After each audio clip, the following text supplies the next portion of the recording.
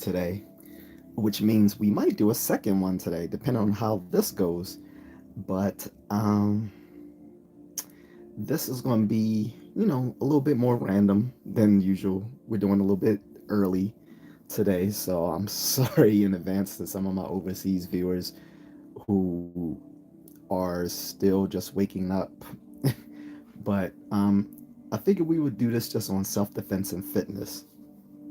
And my usual proviso is that, if no one is able to contribute at this time or not interested, rather, in this subject, then, we'll just call it early. But I would definitely be interested in hearing people's viewpoints on self defense and on fitness.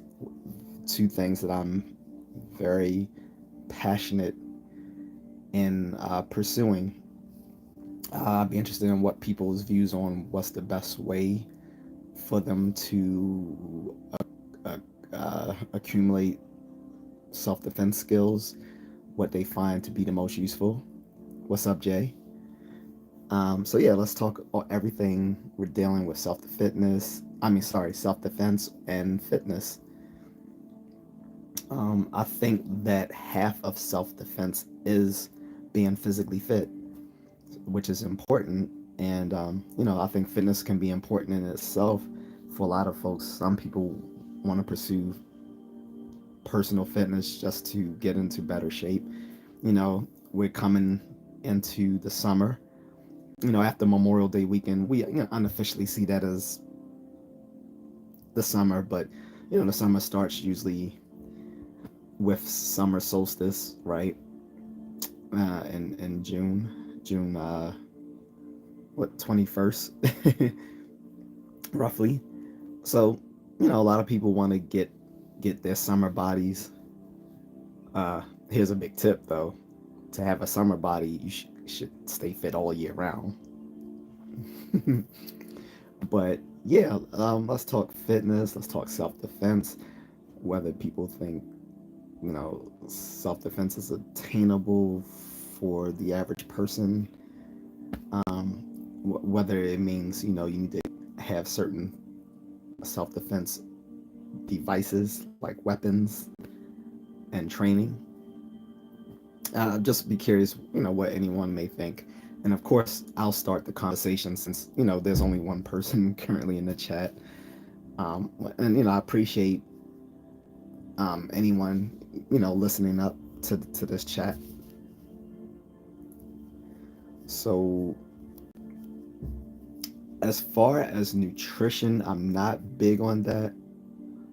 What's up, pretty MFR P from Portugal? So eating habits, we can talk about that, but honestly, that's not big to me. I think that pretty much if you exercise daily, you can eat anything you want within moderation. That's where I am when it comes to eating habits. I don't believe in diets or fasting because it's not something that you can do every day that can be just become a normal lifestyle. If it has to be something outside of your normal lifestyle, then that makes it sort of faddish, and I don't think that's a good way to get in shape or be fit. And of course, if someone wants to fast or diet just to reach a goal for, like, say like they're about to do something in like modeling, or they have to cut weight because for a upcoming like prize fight or something like that, that's understandable. But unless you're trying to cut weight, like I said, for like competition or to do something like modeling, I don't recommend dieting or fasting.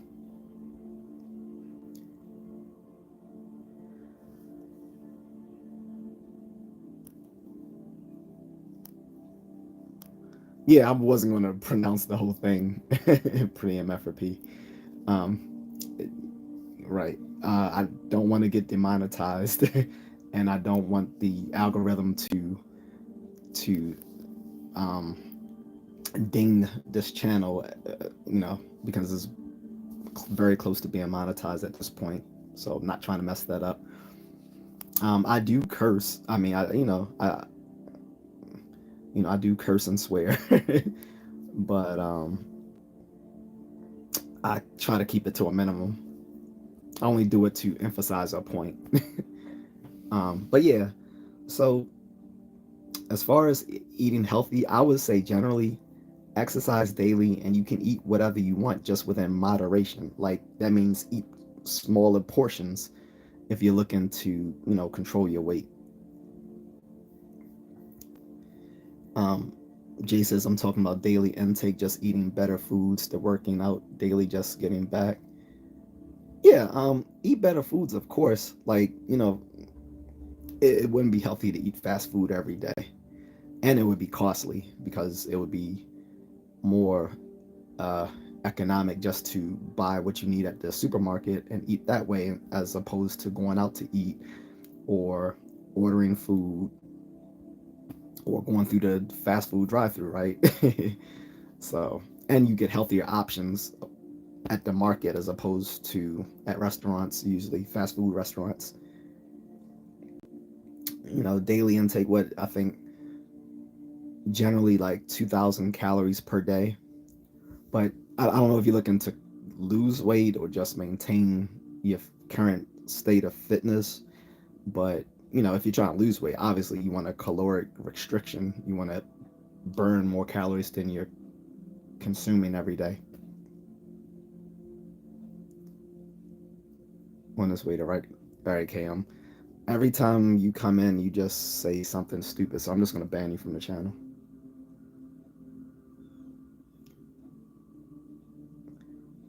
Every time he comes in the channel, he just says something stupid. Like I'm not dealing with people's mental health problems or a bunch of kids who want to troll on YouTube. Like I don't have the patience for it.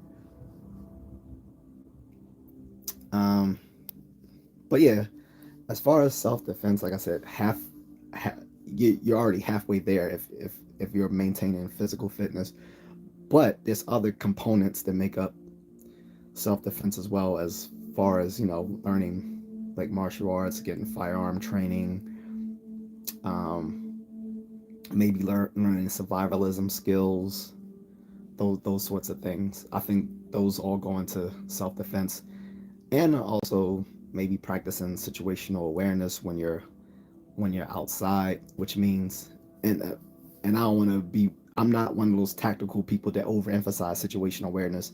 I mean, in the simplest sense, like when you're walking around, don't have your eyes glued to your telephone. Be vigilant about your surroundings instead of just staring at your phone as you're walking to and fro places, which a lot of people do, which is how they can easily be got.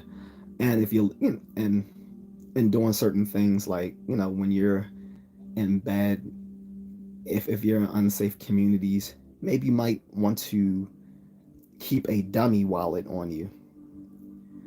A dummy wallet, for those who don't know, is like a wallet with really nothing in it. Like what you might just want to put like five at most $10 in it.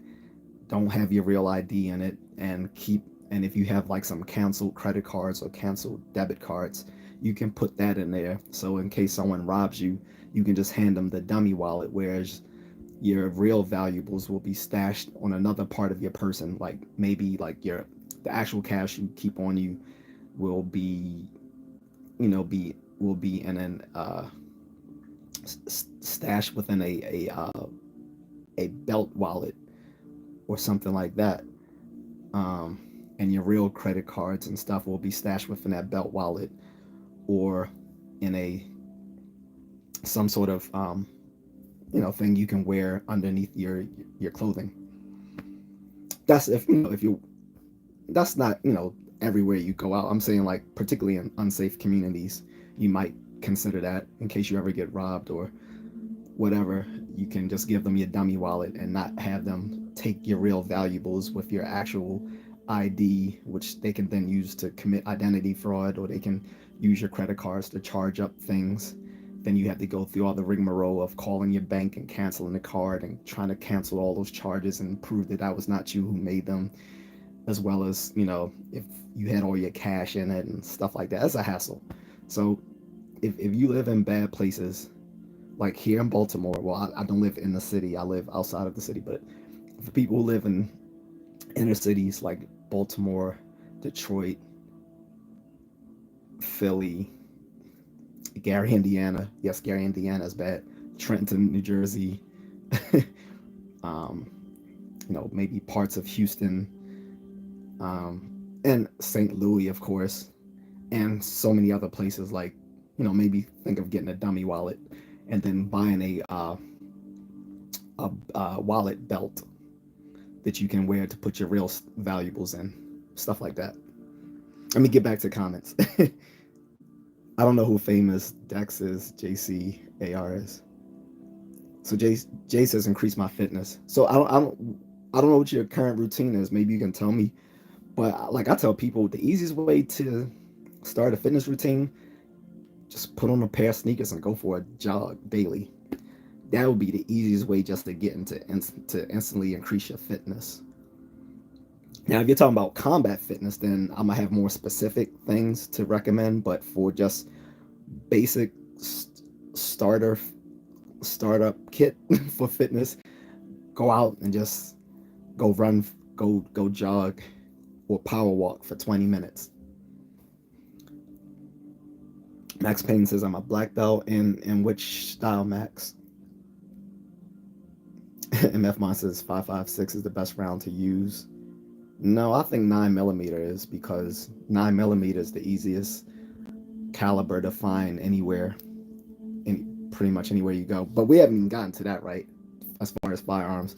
But yeah, if you're someone who legally owns a firearm, again, legally owns a firearm, yes, I would say a semi-automatic pistol, 9mm is probably the best for self-defense, because you can, those would be good for like maybe concealed carry, and you can find 9mm pretty much anywhere you go. As for that caliber is pretty good. 9mm is good stopping power, and it's a caliber that can be found virtually anywhere that they sell firearms and firearm munition. Max Payne says also have to be careful of closed in areas. Well, yeah, like I said, that goes into situation awareness. Like, don't wander into unknown places, right? That should be common. Like, using common sense. Don't wander into unknown areas. Don't go into dark, closed-in areas. Don't become Bruce Wayne. Coming out of the Mask of Zorro theater, going to see Mask of Zorro, right? And then walking through a dark alley as a shortcut to get back home, to go get back to your car and get gunned down by some lowlives. Yeah, don't do that. Unless you're trying to become Batman. But if you're the adult, you're not going to become Batman. You're going to be Batman's parents. Don't do that. Yeah. But like I said, the biggest thing with situation awareness is something that most people do way too often, which is they have their face glued to their phones when they're walking around. And I'll be looking at people, I'm like, you are making yourself an easy target. There are literally people like ne'er-do-wells within certain areas who look around for potential targets, and they see these guys as targets when they see them just sitting there with their face glued to their phone. Not a good look. MF Monster says Cleveland. Okay. Zoe Decker says I live in the Netherlands and I never saw a gun in real life. That's cool. I know Netherlands has a gun culture, not like America though, but their gun laws make more sense than ours. Gun laws here in America would make more sense if they didn't differ state by state and even sometimes city by city. If there was one federal standard for all gun laws, it would make much more sense. But we have a patchwork of different laws, which are just insane. Nasruddin Kirkhoff says they found Trump guilty. Did you see that? I did, but I haven't looked up the information yet, so I didn't want to spread that just yet. but I am planning on probably doing a video and mention it, and I might do a live stream later about that, either tonight or tomorrow. I'm probably going to do a live stream on that and looking at what what would be the aftermath of the Trump hearing. I will say here and now that it has no impact on his election, uh, on his electability. I'll say that much. But other than that, I'm not going to speak out of turn about it because I just haven't gotten information on which charges he was found guilty of, which ones he wasn't found guilty of, and what the impact is, the political impact is just yet. So I haven't spoken on it just yet. But I did see that, Nazruddin. Thank you. Um, so since we got into talking a little bit about firearms, that's another thing we can talk about, guys, is do you think firearms are a necessary component of self-defense?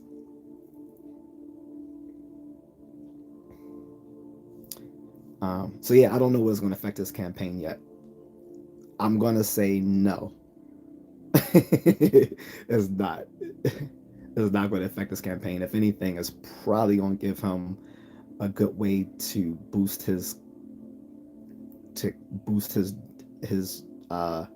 people willing to donate to his campaign, because he's going to be able to convince a lot of folks that this is a political witch hunt.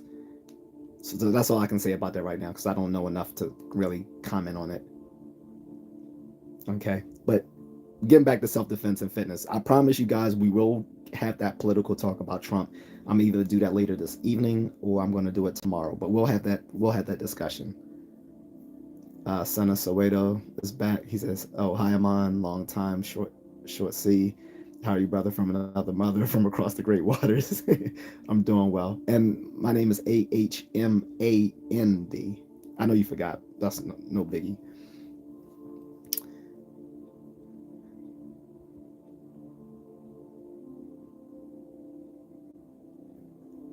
We got another trolls getting banned. And Nazruddin says, Kirchhoff, you can have a gun in certain conditions. Right. I know you can have certain conditions. You can have them in the Netherlands. So remember, there was that big mass shooting there with the guy who was like a supremacist, and I think that was the Netherlands. Correct me if I'm wrong, Nazruddin. I think that was the Netherlands. I hope I'm not confusing that with like. I hope I'm not confusing that with Denmark or Finland. I could have sworn that was the Netherlands. Happened several years ago. It was a mass shooting by some supremacist dude. But yeah, so let's get into the talk about if we're talking self-defense. Yeah, we can get into talking about firearms. I guess the question is, if you're serious about self-defense, should you own firearms? I'm not gonna say it's well. I'm not gonna say it's a necessity, but I would think that it makes up a good. It is a vital. Well, it it makes you it makes a more well-rounded person in self-defense if you do both own and train in firearms. And the thing is, you can't just own a firearm, you have to train in them as well. A lot of gun owners buy weapons and then they don't train in them and make themselves adept in using them, which still keeps you at a loss, because if something does happen and you don't know how to handle your weapon accurately, you might make yourself more of a victim. So if you do own firearms, you do need to get training, which means going to the range. But not just going to the range, like getting tactical firearm training, which means learning how to shoot at maybe moving targets, and learning how to draw your weapon in different sorts of scenarios.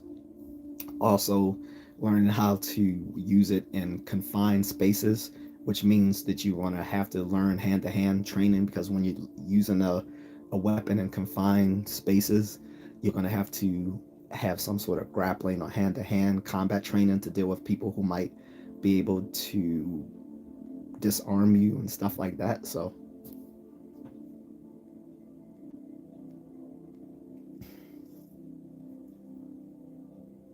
Son Suede says, no, I didn't know how to spell your name. Are you or were you Muslim? Aman is Arabic. You missed the D on it. The last letter is D. Um, as a young child, I was Muslim. Um, my mother got the name from the Elijah Muhammad book of Muslim names.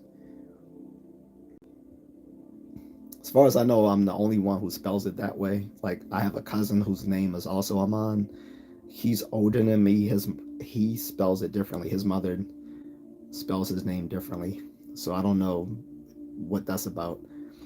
A lot of black kids that grew up in the born in the late 70s had Muslim or African names because of the whole Black Power movement, which was strong in the 70s. So you can kind of tell what era someone was born sometimes by looking at their names, because there's certain names that are trendy within certain generations. So within the generation that I was born, a lot of black boys were named were given Muslim and Muslim or West African names to reflect the culture at the time. But getting back to self-defense, um,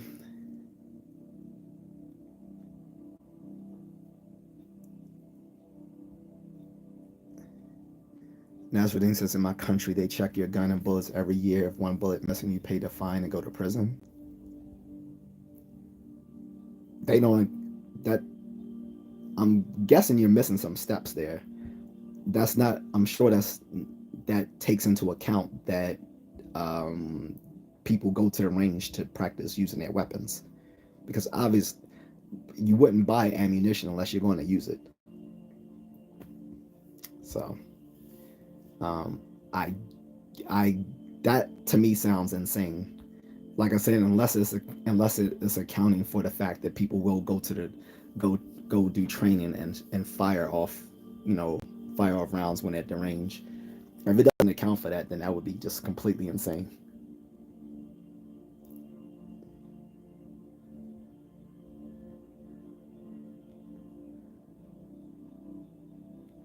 Son of Soweto says, I generally hope for a firearm-free environment. South Africa is the most violent society due to our firearm liberal laws.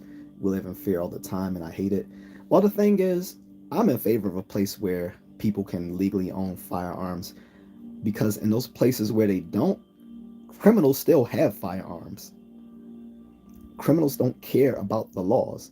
That is the whole problem with gun control laws. And again, I'm an advocate of gun control laws because I know through behavioral research that gun control does bring down um, crime and gun violence. However, they have to be meted out in a way that makes sense, because if gun control laws only penalize law-abiding gun owners, then it's not going to make a less violent community, because criminals don't care about the law. That's what we see here in Baltimore. The state of Maryland and the city of Baltimore within Maryland has some of the most restrictive gun control laws in the country, but it hasn't made Baltimore not one iota safer. Baltimore has been in the top 5 homicide capitals of the United States since at least the 70s and 80s. And I said within the top 5, so there's been times where it's been number 1 or number 2. Most of the other cities in the Northeast have become less violent over time. Baltimore did not.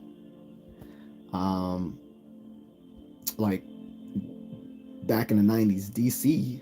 used to actually be more violent than Baltimore. Now, D.C. is like way down in the list of most violent cities in the country. Baltimore is so bad that it's even listed within the top violent cities in the world. And if you think I'm making that up, you can look that up you can look at government data coming through, like what the UN or Statista, which is a good reference. I think we were like number 15 in most violent cities in the world, and that's comparing us to war-torn cities, places that are literally torn by war. We came in number 15 in the world. In the country, I think we're like number 5 or something like that. There's more violent cities like St. Louis and places like that, but we're in the top 5. And again, that doesn't make sense when we have the most restrictive gun laws in the country. So restricting firearms to law-abiding people doesn't help when it doesn't keep those firearms out of the hands of criminals. And even in countries where criminals don't have ready access to firearms, you see mass knife stabbings. So it's not a problem. It's not the guns that are the problem. It's the people who would hurt others with whatever weapon they can get their hands on being a problem. Look at in Japan, they have insane restrictive gun laws, so much so that the average person can't own one, and even the folks who do, I think they have to check them in regularly with police. But a guy was able to construct his own do-it-yourself gun and murdered the former Prime Minister Shinzo Abe a year ago. It's a mental health issue. It's not a gun issue. Nasruddin Kirkhoff says we don't have ranges here. Then that doesn't make sense. Yeah, that, like I said, that doesn't make sense because first of all, owning a gun is not enough for self-defense. You have to practice with it. If you having a weapon that you never practice with is not a self-defense. It's not adequate for self-defense. And I was pretty sure the Netherlands does have gun ranges because I know as part of the requirement to get a firearm in the Netherlands, you have to receive training on that gun. You have to receive training. You have to pass a background check. So I know those are requirements in the Netherlands for owning guns, because they talked about that on the Daily Show a few years back when they were comparing gun control in other countries compared to the U.S. and why the U.S. was so insane with gun violence. Not to mention another thing people don't mention about gun violence here in America. They always point out that a lot of people die through the use of handguns. What they don't admit is that most of those are by suicide. Eric Brooks says shot with an attachable bayonet is very versatile. It is, but I don't think that would be good for self-defense. I think you're thinking of home defense. Plus, I didn't even know you could. Honestly, I didn't even think you could attach a bayonet to a shotgun. I guess, but I'm talking strictly like self-defense, like going outside of your home, though, Eric. Not like home defense. Like home defense, I think is related. It's a part of self-defense. But I'm talking about when you leave the so-called safety of your home. Like, what can you have on your person to protect you outside the home? A shotgun, I think, is a great weapon for home defense, though, which is another area, right, of self-defense. Nasruddin says you buy a gun in certain conditions, like if you're a politician or have a big business or a big farmland, or you're super rich or hunting. But again, how can you use a weapon that you don't practice? That sort of law doesn't make sense to me. I wouldn't bother purchasing weapons that I can't use. That doesn't make sense to me. Like, you can buy a weapon and you can buy ammunition for it, but you can't practice with it. Then when can you actually use it? Is it just a collectible?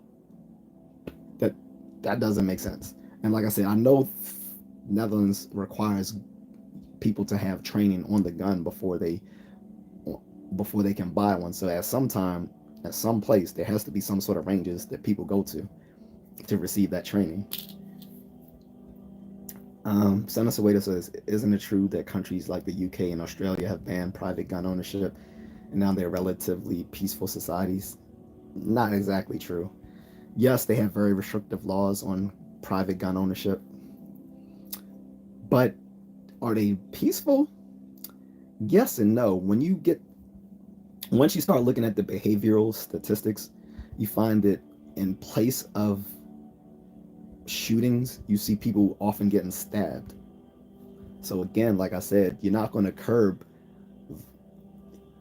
people's violent behavior simply by removing a tool. What it does do is it keeps violence down because people don't have access to weapons that can cause a lot of damage in a short amount of time. Say with a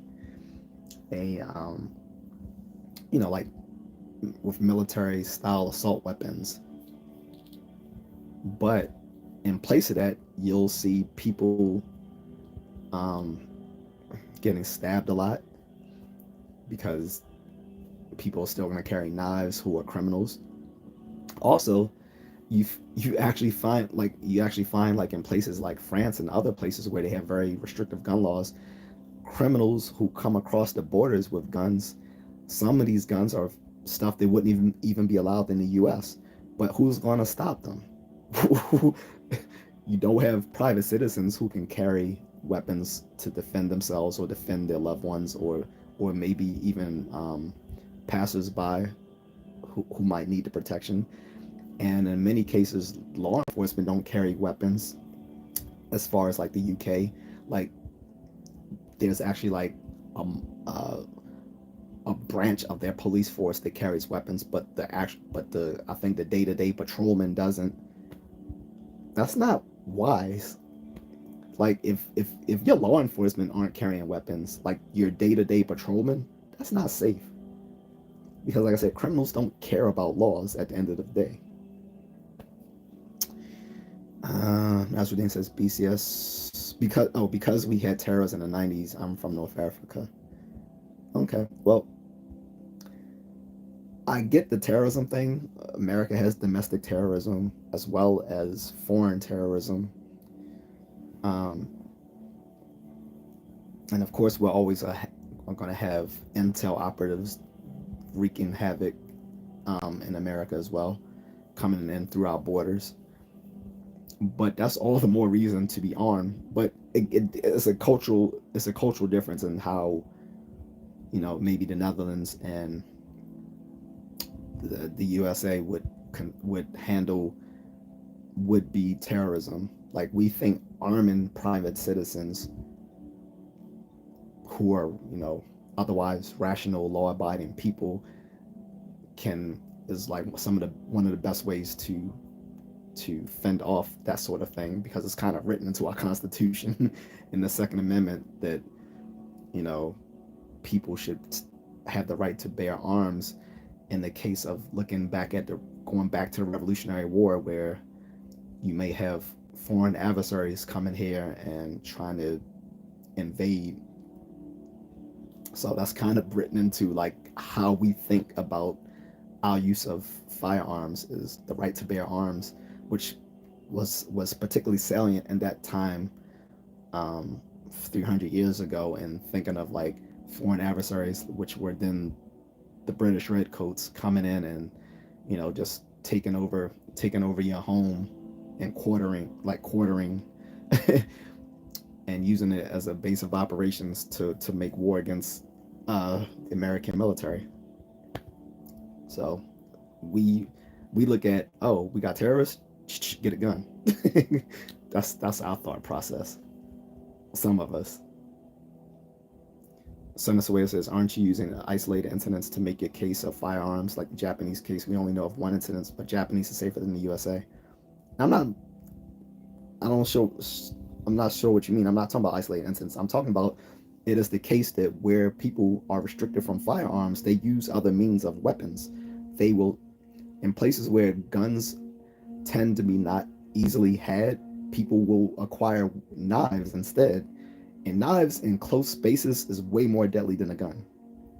Ask anyone who's trained in Filipino martial arts or trained in them, or has military training using knives in close quarters combat.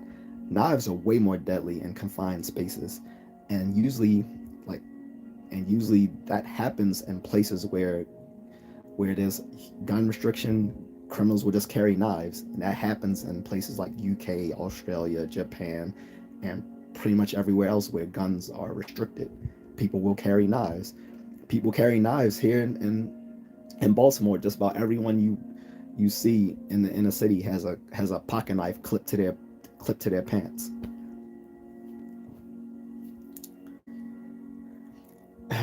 Eric Rook says, how do you feel about switches on Glocks for rapid fire? Should be illegal. Should it be illegal? I don't think so. I mean, if someone's going to shoot someone illegally, what's the difference? Like, if someone's planning on using a gun for criminal means, is the rapid fire really a big difference? I don't know.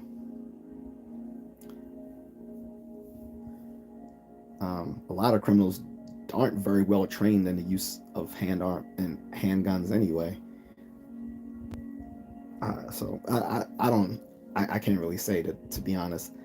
I'm gonna say I don't think it should be illegal, but I guess there's a good case to make for that if it's going to keep people from being able to like rapidly deploy and engage engage with innocent people on a level they couldn't if it was just single shot, like a single shot firearm, I guess. Nazruddin says, I forgot to mention my country, you have to serve military 1 year. So again, that's good.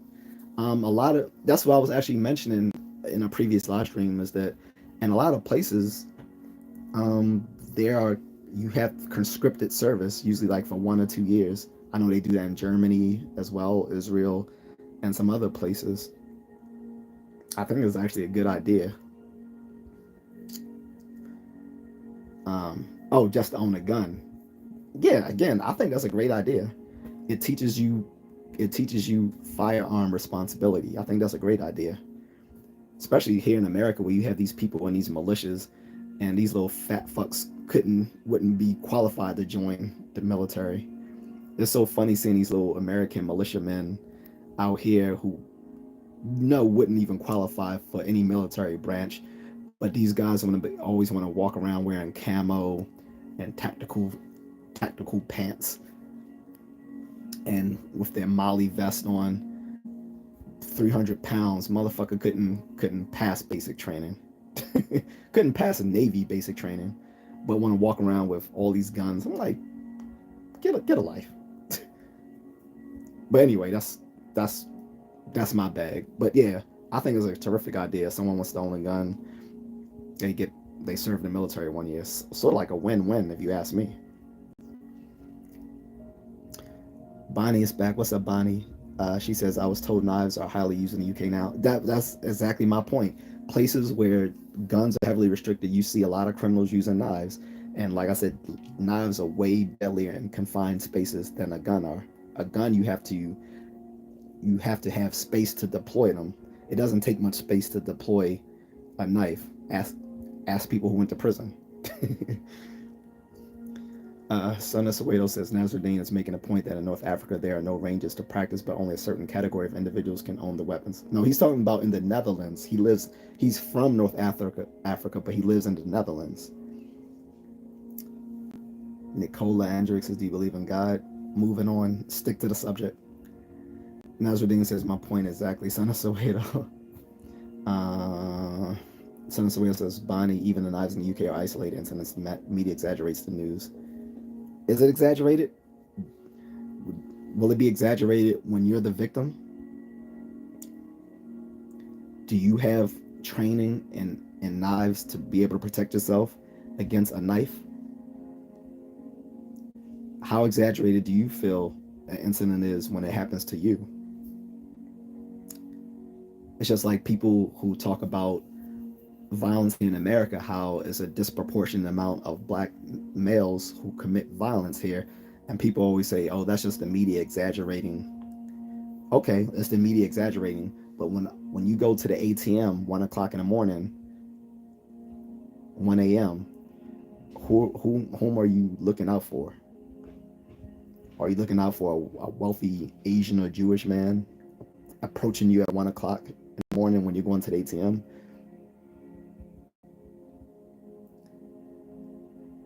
Exaggerations have a merit of truth to them.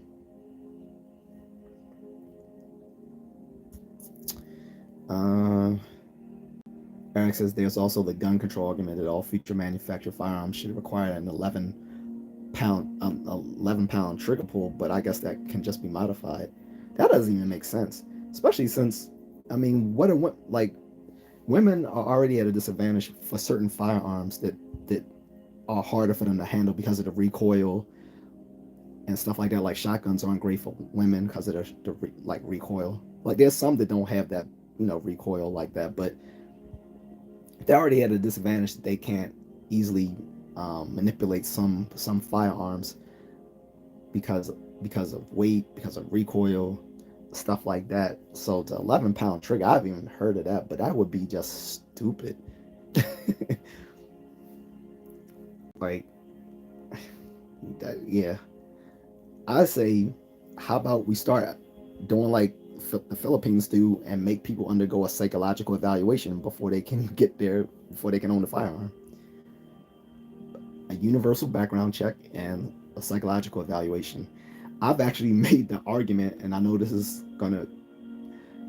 like kind of off, like some people might think this is crazy, but I've also made the argument like a year ago, instead of like maybe in addition to a background check, or instead of a background check, do an IQ test. Most people think IQ tests just check for intelligence, but it also checks for other things as well, which would highly restrict the wrong people from having a firearm if they had to meet a certain cutoff point on the IQ test to acquire a gun. Like basically no one under, I don't know, no one under say like 105. Like 105 is basically the average IQ of a high school graduate, right? If you can't even get past 105, maybe you shouldn't own a firearm. That was just a radical thought of mine I had last year. I don't think that would ever be taken seriously, but I think having a universal background check and a psychological evaluation the way the Philippines does it would be a really good start. Senator Wales says, I agree that people carry knives when guns are not allowed, but it would appear to me that countries with restrictive gun laws have less incidents of violent crime, like the USA, South Africa, etc. Well, I've actually argued that point. You came on before. I don't think you were on the live stream when I made that exact point. I said from behavioral research, we do know that gun control reduces crime and gun violence. However, and I also made the second point made from behavioral research, which is people who own guns are most often the victims of guns. However, like I said, once you do a fine comb through the data, you start seeing some interesting things. Like for instance, that most of these victims of handguns tend to be from suicide. Then also, when you look at gun control laws, it depends how it is meted out in the efficacy of those gun control measures.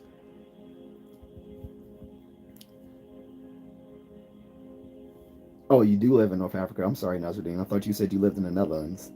So I can't speak for North Africa because I have no bearing on those countries, so I can't really say. You know, I thought you lived in the Netherlands. I thought that's what you mentioned originally. So I can't speak one way or the other about North Africa. But yeah, so getting back to the discussion, like I said, self-defense and fitness. Yeah, so I do think someone who is serious about self-defense should acquire firearm training and perhaps own a weapon. But I don't think it's necessary to own a firearm for self-defense. But I do think you do need to own weapons of some sort to be complete in your self-defense. Senator Sueda says you mentioned that in the USA, some states have less violent crimes related to guns. Why is there violent guns in places in Chicago? Exactly my point. Places like Chicago have some of the most restrictive gun laws. So do Baltimore. Baltimore is the only city in the entire country that has a gun offender registry, meaning just like the SEX offender registry, you have a gun offender registry where people will who've committed crimes with guns will be put on this list. Has it stopped Baltimore from being one of the most violent cities in the country and in the world? Not a bit. It hasn't helped at all. We have stayed being within the top 5 homicide capitals of the country according to the FBI since this has been being recorded, since like the 70s and 80s. And there's a lot of reasons for that. One is that gun laws differ from state to state and sometimes even by city, which doesn't make sense. So what you can't do in another state, you can in another. A lot of these guns flow from less restrictive states down south and then are exported illegally to places in the north that have more restrictive gun laws. On top of that, places where there's a lot of drug and gang violence, they don't care about how restrictive the gun laws are. They'll acquire guns by any means, no matter how restrictive the gun law is there, how severe the punishments may be. Sometimes, of course, the problem is sometimes the punishments aren't very severe. So it seems that maybe committing crimes with guns should be severely punished, not possessing and owning firearms should be severely punished. That's what I think would be more sensible gun control laws. You make you make more severe punishments for people who've committed crimes with those weapons, not simply restrict people's ability to get them, because it's only going to hurt legal law-abiding people trying to own firearms. Senator Sueda says, could that just be a cultural problem? I remember Baltimore from the series Wire. It looks like violence is part of life. It is. And I believe that most Black people in the city of Baltimore have mental health problems. And that wasn't even my original idea. This actually came from my mother's former friend who passed away a few years ago. He was also had a background in psychology and used to do mental health evaluations for U.S. Social Security. And he himself told me he thought that 90% of Black people in Baltimore had mental health issues. At the time, I thought that was absurd, but now I completely agree with him. If anything, I think it's more than 90%. But yeah, you can't tease apart those things. People with mental health problems shouldn't have access to weapons. And when people do commit crimes with weapons, they should be severely punished for them. At this point right now, we let people get away, particularly the youth of Baltimore. There's a huge uptick in violence within Baltimore youth because there's really no punishments for them right now. I mean, some of them do get sent to juvenile detention and stuff like that, but if anything, that just makes them more hardcore criminals coming out. I'm of the mind that we should have Singapore-like laws that, you commit a crime, then you facing football years in prison, whether you're a minor or an adult. You facing football years or you facing the death penalty. But unlike Singapore, I think people should still be able to legally own and acquire guns, because it doesn't, to me, it's hypocritical that they restrict the average citizen, the average law-abiding citizen, from owning guns and owning a certain amount of ammunition, but yet these politicians and stuff have paid for bodyguards and law enforcement that can that can protect them 24/7 with unlimited amounts of weaponry. But when the average person wants to go to a gas station that may be a bad place, they can't protect themselves.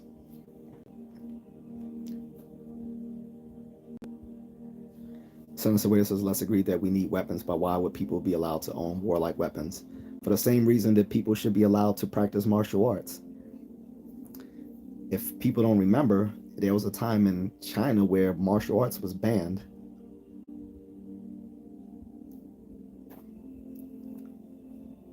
It was considered illegal during the Great Revolution of Mao Zedong. Of course, because he was a fan of martial arts themselves, of martial arts himself, he allowed a watered down version of Chinese martial arts, which is now called wushu, to be practiced. After he passed away and the revolution, more like mass murder and famine, but whatever, let's call it the Great Revolution. Once that died down, traditional Chinese martial arts were allowed to flourish again, but many of them were lost to time. There were some people who continued to practice them in secret. Many people who had fled to Hong Kong, which it was still a British territory at the time, and continued on traditional martial arts, as well as other parts of the world where they may have gone and continued to practice martial arts, like Taiwan or Macau, Philippines, Indonesia, Malaysia, a bunch of places within the Sinosphere.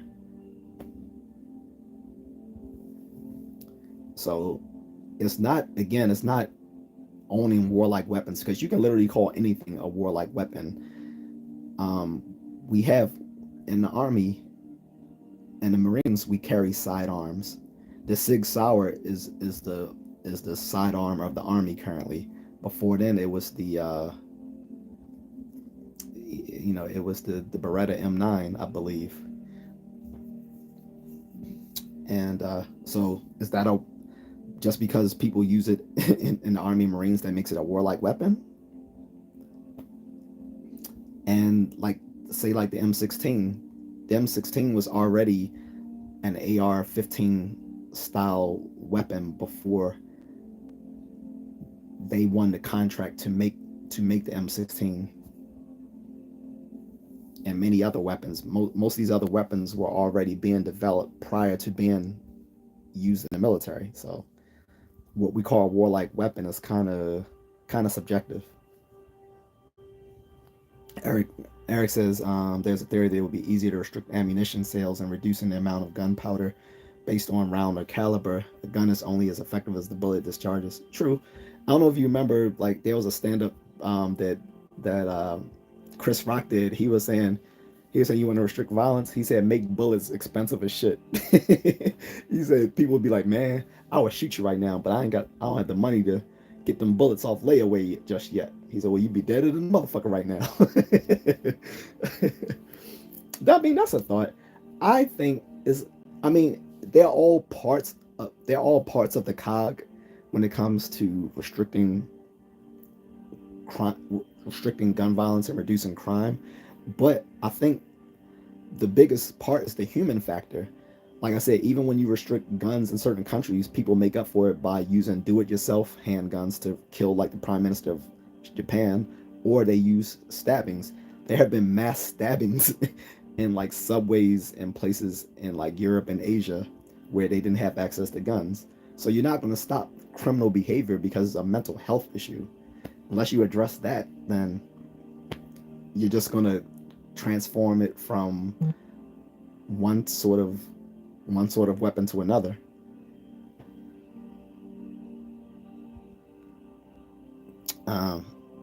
But yeah, if you want, and also ammunition is already pretty expensive, which is, like I said, why 9mm ammunition is pretty universally loved for self-defense. It has stopping power, but it's affordable. GJC is back. He says, watch Jim Jeffries stand up on gun control. Best take on it. I might check that out. Is it on Netflix? If it's on Netflix, I'll check it out.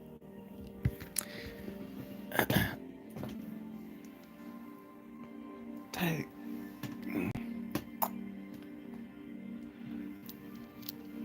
Sorry, guys. I'm charging my other phone. I have a smaller phone that I use when I go running, so that I can easily pocket it while I'm running. I'm charging that one up while I'm using this one.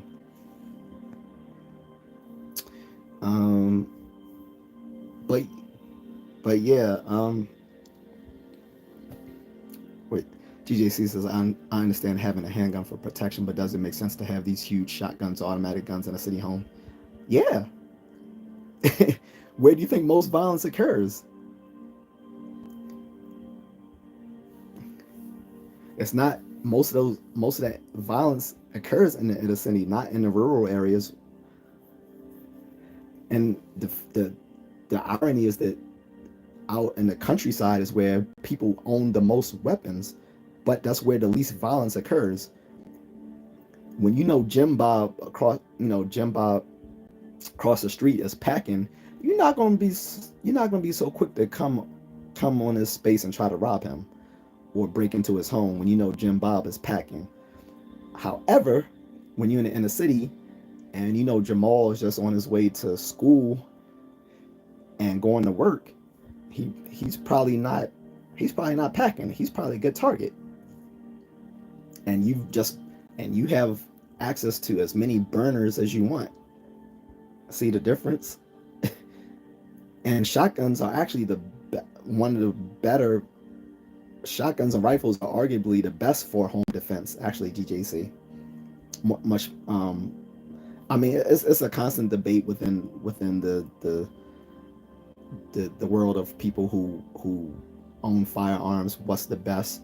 Handguns, rifles, shotguns, but arguably shotguns and rifles, automatic rifles, are very great for home defense. It has range, and like say with shotguns, just the sound of someone racking their shotgun is gonna make a lot of people shit their pants. Someone coming into your house, but yo, I'm gonna F you up. If they can hear someone behind the door going, they'd be like, oh shit, I'm out. That's a huge deterrent. So, don't think Jim Jeffries is on Netflix anymore. YouTube for sure. Okay, if it's on YouTube, that's fine as well. I mean, when I can't find anything on like a streaming platform, I can always just use my BitTorrent that I have on my Fire Stick called Cinema HD. GJC said rural area guns for hunting. They might say for hunting, but nah, trust me, most of those dudes, you'd be surprised how many people in the countryside own weapons. Ask Eric here in the chat. He'll tell you, man, most people in the countryside have all sorts of carbine and AR style rifles. Things that people consider military assault rifles. There's way more weapons in the countryside than people have in the inner city. Way more. The only people who really own an abundance of weapons in the inner city are criminals, not the average citizen. Because in most inner cities, they make it harder to acquire weapons, but that only makes it hard for law-abiding people, not for criminals. Criminals don't care about laws, so they just buy weapons off the black market, because usually most of them already have criminal backgrounds, so they can't legally acquire weapons. So they don't care about whatever the law is. They want to gain them they're going to acquire them illegally anyway. But in the countryside, tons of people have weapons. But the difference is most of them own their weapons legally. And again, in a place where you have tons of people owning weapons, you tend to see a lot less violence. Look at Texas.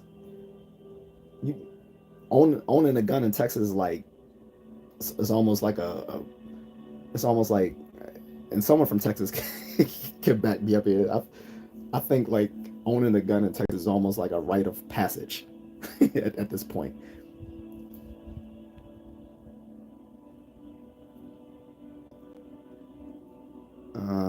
J.A.C says it's crazy logic for a Canadian. Bonnie says, yeah, shotguns are for hunting or protection from wild animals. Alaska will be a state where people own shotguns for those reasons. Eric says the difference between the guy that assassinated Shinzo Abe with the DIY gun and the average wannabe gangster is education. He was dedicated to revenge. Other punks see it as a product to buy and flex. Yeah. And you got, people. Remember when people were using eBay to construct ghost guns? So, J.A.C says Americans say these weapons are to fight against a tyrannical government. This argument is silly to me. Government has a significantly bigger arsenal. Well, that's not the argument I've made at any time in the stream. What I did say was that the Second Amendment came out of a time where the America's founders thought that it would be advantageous for the average citizen to have firearms in case of foreign adversaries, not just tyrannical government, because at the time they were rebelling against the British Empire, which they had disassociated themselves from, so they saw them as a foreign adversary at the time, not just a tyrannical government. A lot of the 10 original amendments are a little vague, intentionally so, because the founders thought that there would be room for growth in how we interpret these laws as time goes by. But yeah, obviously the average citizen isn't going to have enough stopping power to stop a government that has drones. But if it's to protect them against people doing bad things that come from other places, yes, it's gonna be a deterrent. It's definitely going to be a deterrent. That's why you don't see radical groups going into the inner city to cause damage. They go places that's safer to cause damage. Whenever there's these mass shootings and stuff like that, it ain't happening in the hood where you got people, mostly criminals, but people who may be packing all sorts of weaponry. So,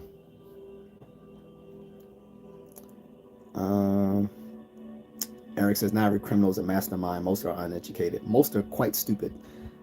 This is why in prison, most people are required to get a GED, because the majority of people in prison are dropouts.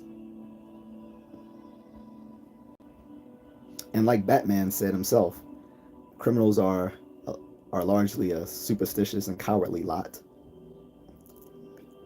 Batman is right. Bonnie says, yep, grew up in the sticks. I was taught how to use weapons starting at age 9. My favorite was nunchucks.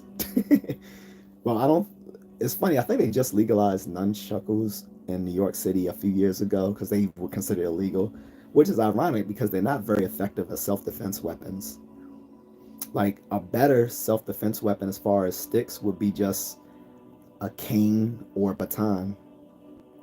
I carry a collapsible baton when I carry my satchel on me. I use a collapsible baton. It's very useful as a self-defense weapon. However, it's not often. I will say it's not very good as a legal weapon because it seems, depending on where you live, a collapsible baton is either a very useful weapon but not legal, or can be legal, or if used legally, not very useful. So, but nunchuckle I don't think would be very good for self-defense purposes, unless it's just to shock people. J.A.C says, I find it interesting when they say the amendment can't be changed. It's an amendment.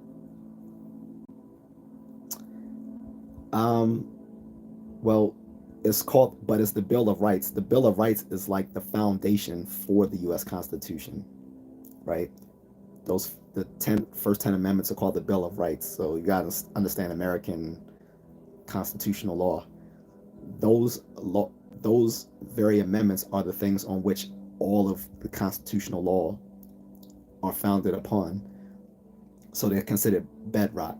Yes, can amendments be changed? Yes, but built into that, we made it very hard to change amendments so that so that uh, our laws can't just be changed by mere mere like social trends and whims of the day. It's very hard to add an amendment to the Constitution. Like, for instance, they still been working on the 27th Amendment since the 70s, an equal rights amendment for women. At this point, though, I don't think it's even necessary. There's nothing, there's no rights that women don't already have that would be beneficial to then put an equal rights amendment into the Constitution. And but if so, they still don't have enough states to sign on to it. So yeah, amendments can be added to the Constitution, but they've made it very hard to do so, just so that our government can't be just merely changed at the whims of the by social whims of the day, which is very good. Because just imagine all the current things going on right now in social spaces in America that could be just nilly-willy added and made into federal law by a stroke of the pen. Like, amendments are very hard to change and very hard to institute by for good reason.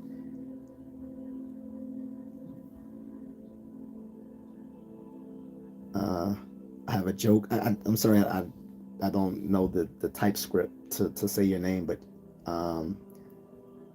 he says, you know what happens on Solid Rock when you take it, you get brunt.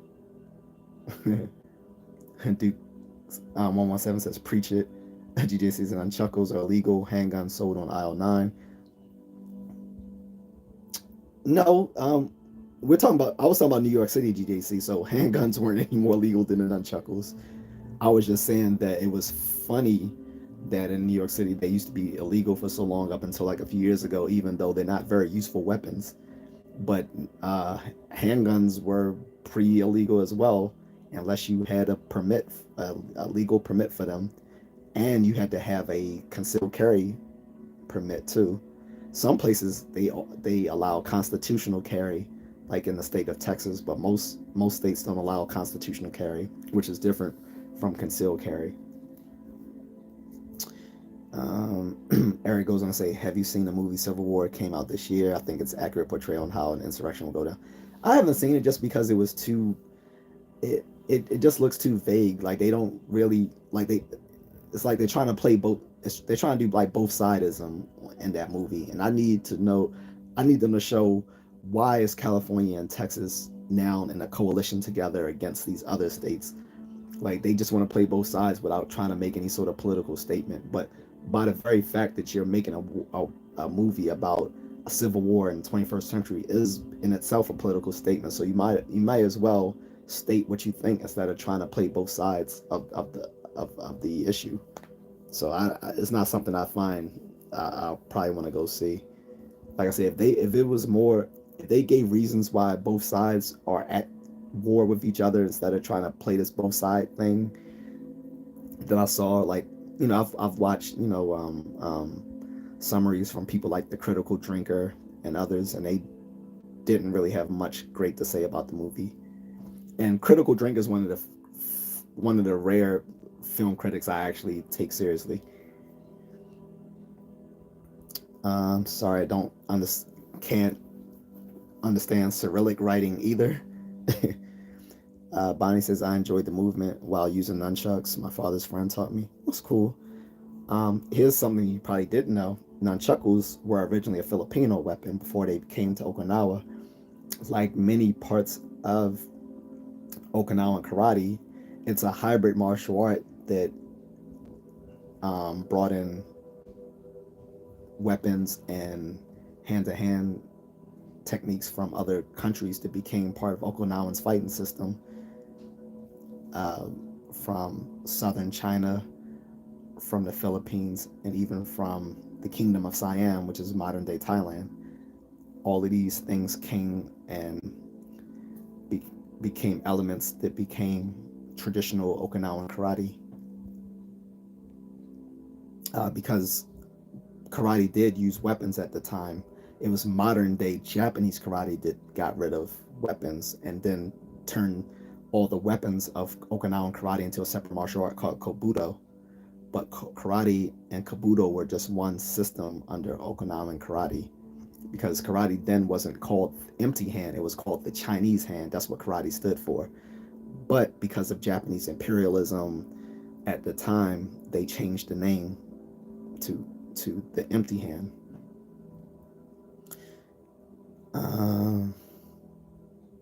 J.A.C says, see other countries, see movies like Bowling for Columbine depict America as a whole and not teaching us the nuances between states. Yeah, every state has different laws and so forth, and more to the fact, different regions of the country can be considered almost different country de facto countries in themselves. Like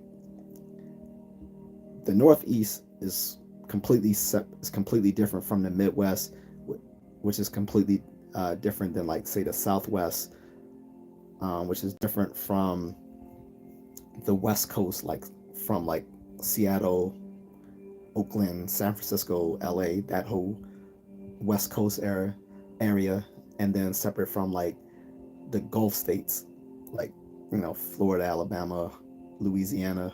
All of these have different cultures. All of them have look at law and crime differently. So people outside people outside of the United States don't realize that the United States is a bunch of different cultures cobbled together. We are not uniform in how we think about things.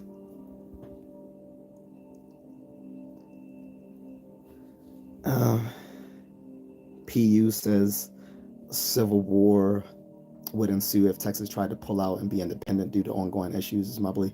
There's always been this talk about Texas becoming an independent country, but more than likely that's never going to happen. People have also argued that for California has once said they wanted to, well, that some people said they wanted to make California a separate country, which would make it one of the wealthiest countries in the world by their GDP. Not likely to happen.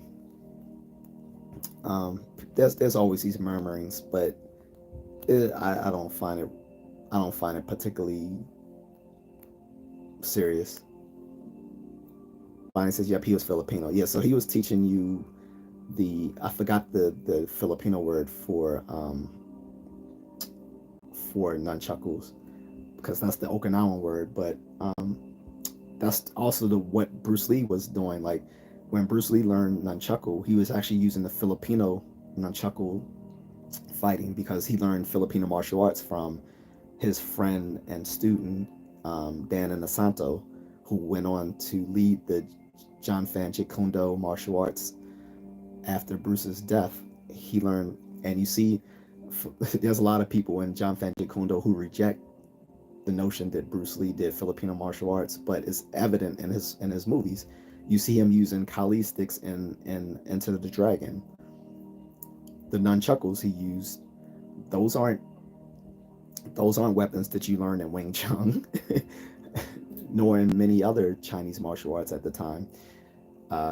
They were either learned primarily in the Philippines or in Japan. So he learned it through his Philippine martial arts instruction from Dan Inosanto. Eric says, I heard the same arguments for the movie Civil War. I think it was supposed to be how we see foreign civil wars and not have a full understanding or attachment in the same way. Great cinematography. J.A.C says, it's not very realistic for parts of a country to break off. Quebec has been trying that for decades, but they have no way to support themselves, no substantial natural resources. I think I've heard that before, that Quebec considered themselves like want to be independent, maybe, of Canada. But I don't see why, since didn't they kind of make French or Quebecois like mandatorily a mandatory part of Canadian formal education. Tell me if I'm wrong there, but I think a lot of people do speak French outside of Quebec. But yeah, guys, yeah, I think firearms is an important aspect of self-defense. Knife training as well, if people have access to it, especially, if you can take Filipino martial arts, because most people don't know what to do if they encounter a knife attack, and unfortunately, most traditional martial arts do not prepare you for an actual knife attack, how they actually happen. Like, no one's coming at you with that overhand strike that you see in every traditional martial art, or in these little bullshit women's self-defense courses. No one's coming at you with a knife up like this. That doesn't happen.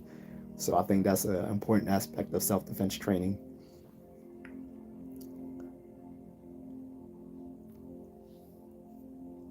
J.A.C says, yeah, in Toronto you get paid more if you speak French. Kids start French in grade 1 here. So do they teach like actual French, or do they teach Quebecois? That's my only question, because like I said, because I know that they do teach French in other provinces of Canada, but outside of Quebec. I was just wondering if it was Quebecois or if it was like standard French. Because I used to have a girlfriend who lived in Quebec, and sometimes I would flirt with her in French, but I'm not sure if she spoke standard French or Quebecois, but she could pretty much understand what I was saying. That goes into another aspect, guys, of self-defense training, is knowing your environment. So that could be learning the local customs and languages of where you live. That can be an aspect of self-defense. Like, so self-defense isn't just fighting and being fit. That's a major part of it, but not the only part. The other part is learning survivalism skills, having financial resources, being situationally aware of the environment, knowing the local customs and laws and languages of where you live or travel. Those are all aspects of self-defense. Oh, it's Quebecois French. I thought so. It's a difference from standard French.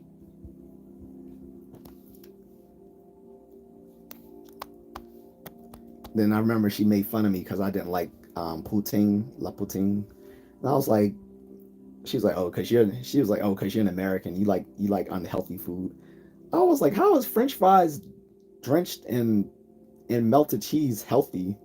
Like, that didn't make sense to me. Like, she was teasing me for not liking la poutine, and I'm like, French fries doused in melted cheese is not healthier than something that I might eat. GJC says, thoughts on Piers Morgan. Ever watched Uncensored? Only watched clips. I haven't watched I haven't watched his like full shows. Like, I'll see clips of it on YouTube, but I don't really watch him.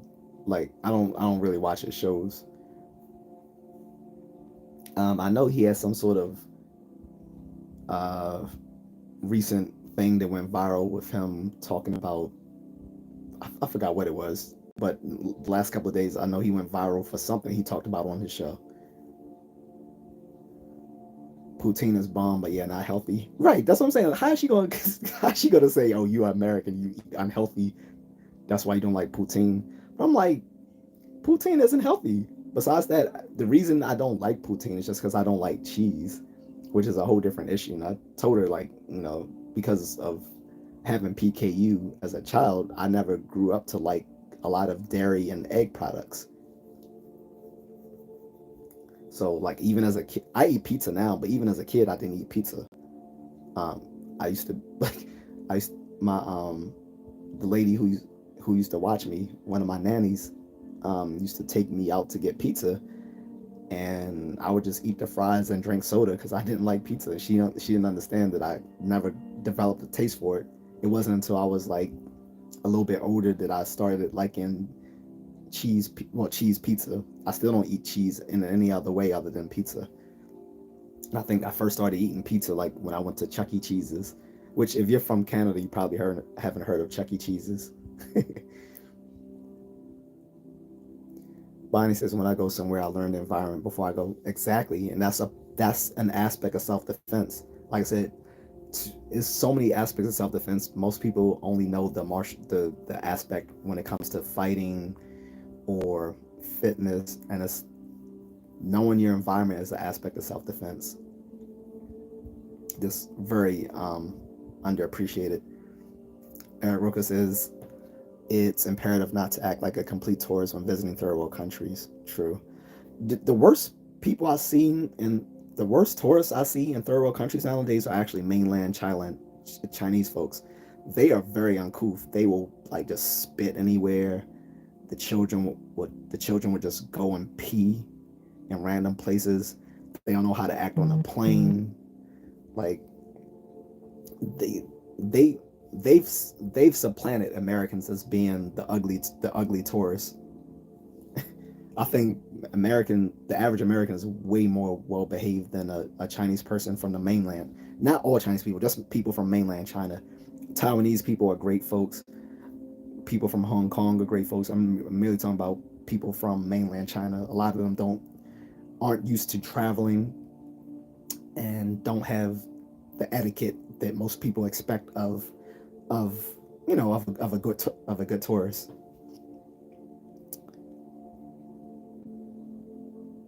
Oh, you do have Chuck E. Cheese in Canada. Okay. Yep. I have my I think that's the first place I remember I actually started eating pizza, because the little pizzeria my nanny used to take me to, before that I didn't like it. I didn't like the smell of it. I wouldn't eat it. But for some reason, when I started going to my friends' birthday parties at Chuck E. Cheese, I started eating it. And then I also had my my when I was 6, I had my own birthday party at Chuck E. Cheese. Got my first He-Man toy.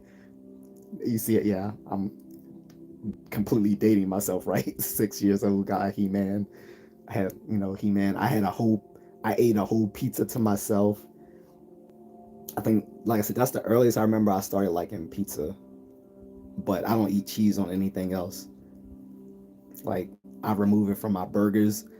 I hate when I go to McDonald's and they get my order wrong, which is another reason why I prefer to get it done um, through the automated menu instead of going to an actual person at the desk, because the automated menu gets your order more correctly than people do.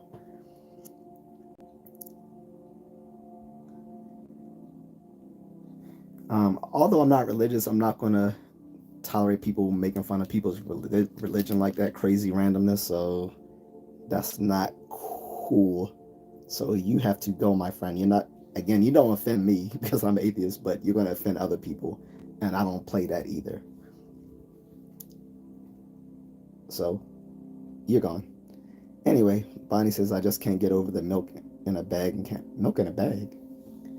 So I know you have milk in, like, uh, like in the cartons, like in the little carts, like, you get the sippy, the little sippy things the kids get. Like, I've seen those. Like in the Philippines, they're not big on drinking milk, because in Asia most people have lactose intolerance, so they're not heavily into dairy milk. But you can still find it in any supermarket. But usually they don't serve it like in like a refrigerated area. They serve it to you in like on just on the shelves in like the little box cartons. But when I take it home, once I open it, then I refrigerate it. But until I open it, it's safe to drink without you refrigerating it. But I haven't seen it in a bag overseas.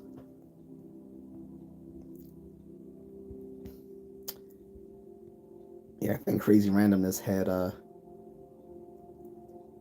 uh had a mental conniption. Texas Carnage is back. He says free Trump. I don't. Well, he's only been, again, guys, I haven't read up on it, so trust me, after I get off here and work out, I'm definitely gonna look at the news of what he was. which charges he actually was convicted of and see what the impact of it is. But we already knew that this particular hearing, the one in New York City, wasn't going to stop him from continuing his candidacy. So he's not going to jail, a Texas Carnage, I can tell you that. Plus, even if he got not with the Texas thing, but even if he got charged with something more serious, like the thing that's in Fulton County, Georgia, right? It would be unprecedented to put a former president in prison, because are you going to also lock up the Secret Service with them? Like, how does that work? That man's not going anywhere. My apologies to people who don't like Trump or whatever, but I'll be honest, he's going to win the election. Democrats are hoping. I know Democrats right now are thumping their chests, talking about, yeah, he's going to jail. No, he's not. No, he's not. Sorry, he's not. He's not. But like I said, I am going to read up on it and see what actually he was convicted of and what the punishments are. But I highly doubt he's going to jail. And even being convicted, he still has to be sentenced. He hasn't been sentenced yet. He's just been convicted. Though sentencing hearing is something is different. On top of that, a sentencing hearing can be pushed off until the election, and good luck trying to then put that man in jail if the sentencing hearing happens after the election. Good luck with that shit. So let's not get ahead of ourselves, guys. J.A.C says, yeah, milk in a bag was so normal to me until my Viet wife was like this. Oh, I forgot you did tell me you have an Asian wife. That's what's up. Did you meet her overseas, or did you meet her in Canada? Because I have my Filipino wife, of course, and to everyone who's been on my live stream since last week, I know I promised that she was going to do a video celebrating me reaching 1,000 subscribers. She's still going to do that. She didn't do it last week because she got a little shy, and when she went to do it, there was actually a typhoon in the Philippines last weekend, so she didn't get to film it. So she's going to film it this week, hopefully tomorrow, and I'll air it this weekend. I'll upload it this weekend rather, but she's still going to do that, guys. Bonnie says, did you hear about the Chinese tourist in Yellowstone? He tried the water from the hot springs and fell in. Oh, there's always, tourists are notorious for I like the sound of that. Tourists are notorious for earning Darwin Awards. That's all I'll say about that. Eric says, I never knew mainland Chinese act like people from Philadelphia and Boston. Nah, worse. I'm telling you, it's so bad that there are certain countries that put restrictions on when they know they're Chinese tourists. Like, I remember it was like 4 years ago, I think it was in the Netherlands or Denmark, like on their trains, they had a separate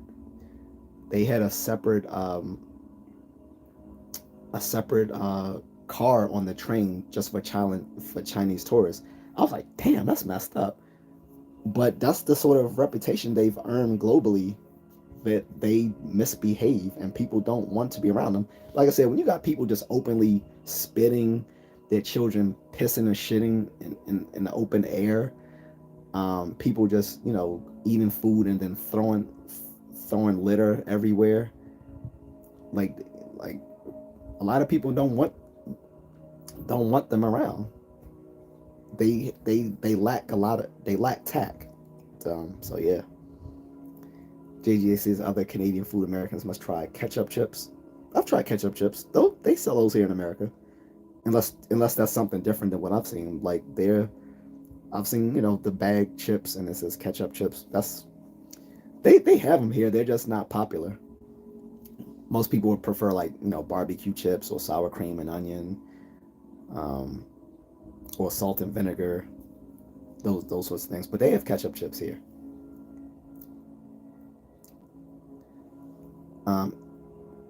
PU says, that's crazy as hell. You don't eat Mexican food. I do. I just eat it without cheese.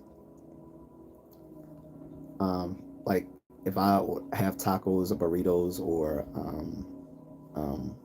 all the different variations thereof, which are pretty much the all variations of that, right? I just eat it without cheese. I don't eat nachos, of course, because that's cheese. I don't like cheese. It's just fermented milk. Eric says one of the greatest sins from Canada is soaked donuts in a jar. What? What? Soaked donuts in a jar? I don't even know what that is, but ew. Sound like they getting that from their British forebears, because British cuisine sucks. Yeah, I said it. I'm sorry, guys. I'm sorry for everyone in the UK, but yeah, British cuisine kind of sucks. So I'm guessing that's where some of this Canadian food is coming from. GJ says, haven't heard of these donuts in a jar thing. Want to see if I can find that. Yeah, I've not heard of it. When you say in a jar, when you say soap donuts in a jar, like are they pickled? Like I don't get that. Texas coroner says 34 counts guilty, sentencing July 11th, 2024. Well, a lot can happen by then, but again, we don't know what the sentencing is going to be. Again, I want to read it for myself. Not that I don't take your word for it, but I I'm a person like like Ronald Reagan as one says, trust but verify. I think he said that. I might be misquoting the wrong president. Um, but yeah, I believe in the whole trust but verify thing. So I'm not disbelieving you, but I want to check for myself what is. Okay. PU says Michael Obama for president. I would never vote for that bitch. She to her credit, she says she would never run for office, which I believe. I I don't think she's one. I don't think she wants to, she would ever like to campaign for office. I think she would accept a I think she would accept a cabinet position. I think she would accept a cabinet position, but I don't think she would ever want to run for office herself.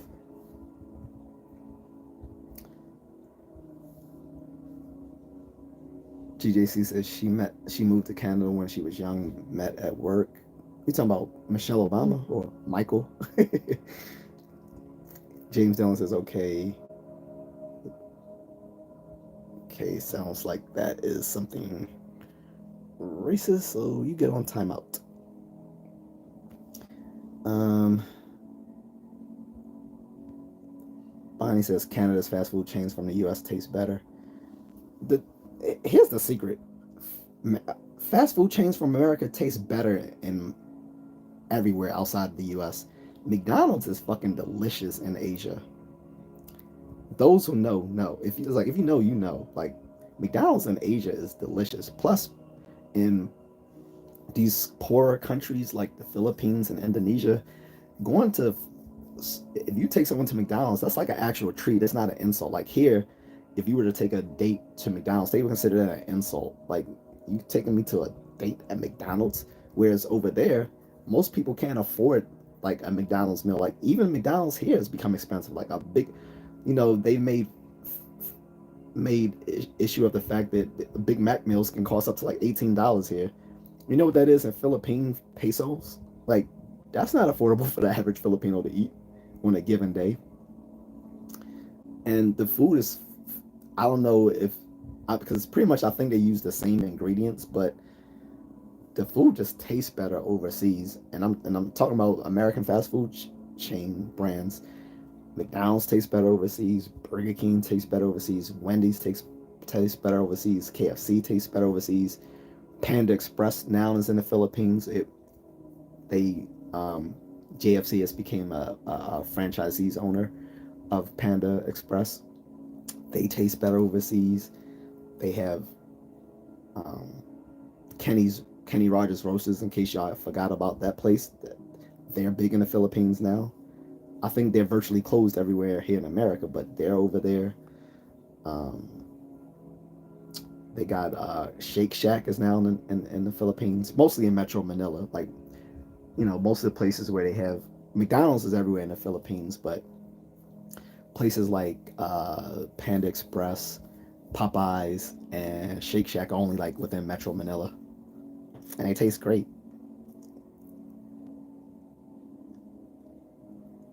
J.A.C says, oh, they soak the donuts in rum and maple. Interesting. Haven't tried. Seems like a prairies thing. I'm not trying it. Well, I don't drink either, so I don't want rum soaked donuts. That yeah, that doesn't sound appealing. PU says I didn't catch what you said about the Mexican food. Oh, I was saying I do eat Mexican food, but I don't eat it with the cheese on it. So if I order like, you know, tacos or burritos or anything like that, I get it without cheese. Bonnie says my coworker told me about Michael and is convinced that it's true. I well, I can't speak for everyone, but when I say Michael, I'm being facetious. I don't literally believe that Michelle is a trans woman because obviously she bore children, so obviously that's not true. But it's just that she looks masculine. I'll say that. And there has been accusations that Barack himself used to ride the rainbow before he was married. So that's where that accusation of Michelle being Michael has come from. One, that the fact that there's been allegations from former associates of Barack that he used to ride the rainbow when he was younger, and there's the fact that Michelle looks kind of manly at times, but she is a biological woman. So, John says, "Why does it taste better?" Well, like I said, I can't say whether it's ingredients. I think because there's more pride in those jobs overseas in these some of these countries than here in America. Like McDonald's is seen as something that's low class here. It doesn't have the same social stigma overseas, so people are more appreciative of the jobs, and people also tend to like these fast food chains because they are American. For them, something that's American is like considered like more classy than maybe like a local, a local fast food chain there, or just a local mom and pop restaurant. That's part of it. And also because also a lot of these fast food chains overseas, they have foods from their own culture that are added to the menu. So like in the Philippines, they have fried chicken with gravy they serve there as part of the menu, as well as rice, and they have sandwiches only made there, which tend to be cheaper than the mainstream menu items. So that's a lot of reason. And like I said, over there is actually a treat to go to an American restaurant because they cost more. Um, since a lot of these people don't make a lot of money relative to what we make. So to get like a Big Mac and fries and a shake would be like a nice treat if you took a woman to a date there. So I think for those reasons, that's why it tastes better. Just there's, there's less social stigma attached to it. Probably the people there care more about their job and will prepare the food better. And they offer items that can only be found in those countries in their menu.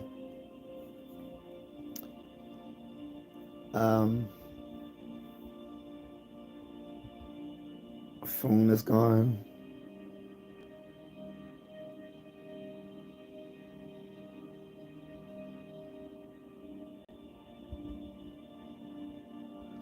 Eric says American fast food chains in other countries tend to taste better because they have to follow local government standards, less saturated fat and fructose. That's a good point. That's probably a good point. I was under the assumption though that the items, like the categorical items for for that fast food chain will be the same everywhere you go, because everywhere I've gone, a Big Mac tastes like a Big Mac. Chicken McNuggets taste like chicken McNuggets. What I do find though is just that I think the food is prepared better overseas.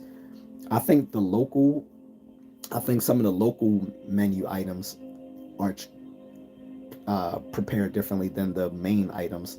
Like I said, the main items like a quarter pounder, a Big Mac, a McDouble, chicken McNuggets, a McChicken sandwich, the fries. I think all of those, from what I've read, have to conform to McDonald's standards no matter where you are. So, but I think the food is often prepared better. So it's okay. So here's a relevant example, right? It's often the case like when you go to the hood, the McDonald's food isn't as good as if you go to like a nicer area in the suburbs. Like if I it's a big difference between eating at McDonald's in Bethesda, Maryland, and eating in Southeast DC. The food quality is just gonna be better because it has to conform to the same standards, but it's prepared better because you have better people working there, and and it's probably more sanitary in the Bethesda franchise than in the Southeast DC franchise. So I think that's part of the difference. You know, America's sort of the ghetto. So when it comes to fast food, so fast food tastes better outside the country than here, for the same reason that McDonald's tastes better in the suburbs than it does in the ghetto. GJC says, "What is a woman?" So that's a philosophical question, but I think that's easily answered. Um, and I don't want to get too far askew because again, we're talking. I want to stick basically more to self-defense and fitness. But what is a woman? We just say is a biological adult human female. Sort of like what is a like sort of like the pet sentence and philosophy of what is of an analytic truth. What is a bachelor? An unmarried adult male. That's what a bachelor is. So, what is a woman? An adult biological female human. Done. Eric says, have you seen that Justin Trudeau picture where he did blackface as a teen? He's still seen as a treasure to the leftists. Yep, I've seen it. He d- he did apologize, but there's been a lot of, let's be honest, there's been a lot of white folks who've done blackface. I literally went to a Halloween party in college and saw this girl doing blackface. I was like, this is back in like 2006 when like this is really like grad school for me, but like 2006, um, this chick was doing blackface at this Halloween party, and I was like, no, not 2006. I'm sorry, 2005. So it was still undergrad for me, and I was like, this bitch better be glad no one's recording this because this will come to haunt her dumb ass if she ever if she ever runs for like office or becomes a public figure. Someone's gonna bring this up of her doing blackface at a college party. I was like, it just surprised me that in 2005 there were still people doing blackface, like in 2005, not 95, not 85, not 75, 2005, doing blackface. Cool. GJC says in Ireland, the McDonald's has a sign saying all meat is locally sourced and made fresh, different from the mass frozen shady meat McDonald's usually has. So, all right, so I get what you and Erica are saying. You're saying they use local sourced food. That is true, and that is probably why the quality and that for that. Thanks for that clarification. I think what you and Eric are bringing up is part of why the food is better overseas. So they're using um, locally sourced livestock and produce. But my point still stands as well that all the foods have to be cooked, prepared the same way. But um, it does make sense they would get it from local livestock and produce made in that country because it would just be I don't it would cost franchise owners overseas way too much to import those products from America. I believe some things are, I think, imported to fast food chains and others in other countries. Stuff, basically the stuff that can't be made, that isn't or can't be made in those countries. But for the most part, things like beef, poultry, potatoes, I'm sure most of those can be locally grown and sold. So yeah, that's probably part of why the quality is better. But as far as shady meat, McDonald's usually it's not shady. Um, a good documentary to watch is Super Size Me Part Two. So yeah, Morgan Spurlock, before he died back in the 2010s, made a sequel to his documentary. I've mentioned this before, called Super Size Me 2, where he took on the fast casual restaurants. Fast casual restaurants are the fast food restaurants that think they're better than fast food, like Chipotle, Chick-fil-A, Chipotle, Five Guys, Shake Shack. The fact of the matter is, the meat industry and the poultry industry have a monopoly on on those products, and pretty much they all come from the same place. So no matter what restaurant you're going to, whether you're eating at Texas Roadhouse or you're eating at McDonald's, because the meat industry has a monopoly on those meats, um, it's pretty much the same wherever you're eating in America. So, oh, P, you said I removed because I caught what you said. No problem. J.A.C says, watch UFC. Any favorite fights? Don't watch UFC that often. I don't like it because, to me, it's not real mixed martial arts. It's just a bunch of wrestlers who can punch and kick. I don't think they have very much skill. I think the average UFC fighter is just a collegiate wrestler who decided to do mixed martial arts. I prefer one championship better. I think those people are actual martial artists who then learn how to do submission grappling, and it shows in the quality of the fights, because a lot of these people come from a Muay Thai or kickboxing background, so it makes for more interesting fights. The average UFC fighter can't punch a kick worth shit. Like, they have no boxing skills, which is why a lot of the has-been UFC fighters, when they fight either Logan Paul or Jake Paul, get their ass beat, because they have no boxing skills. Like, they have none of the finesse of a boxer. They can punch, sure, but knowing how to punch and be a boxer is different. That's like the difference between knowing how to skate and being a champion ice skater. um, do I like Mighty Mouse? He does MMA. I heard the name, but I'm not familiar with him.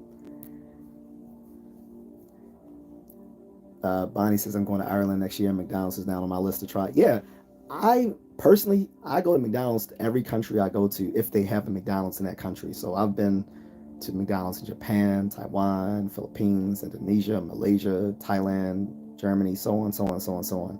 Like, everywhere I go, I make it a mission to eat McDonald's, because, like I said, they always have local menu items that you can only find in those countries.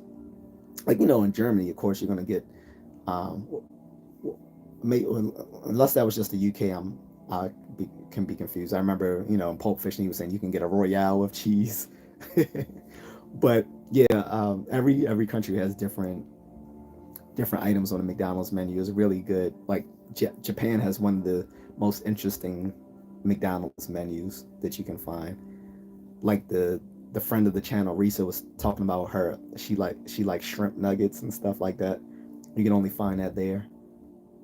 And like I said, the fried chicken in the Philippines is something you only find there. I think they also do it in Indonesia and Malaysia as well, maybe Thailand. But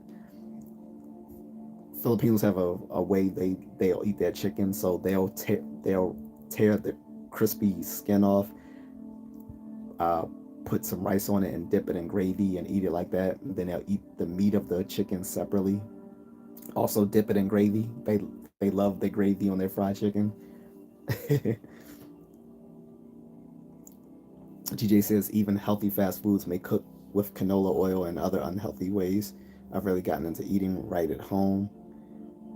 So yeah, so nutrition can be an aspect of self-defense too, because it's part of staying fit. Like part of staying fit is obviously eating well. So that can be an aspect of self-defense as well. Nutrition. And like I said, for my own part, like when I've trained people or when I get questions from friends. Sorry, we just reconnected. I hope everyone's still here.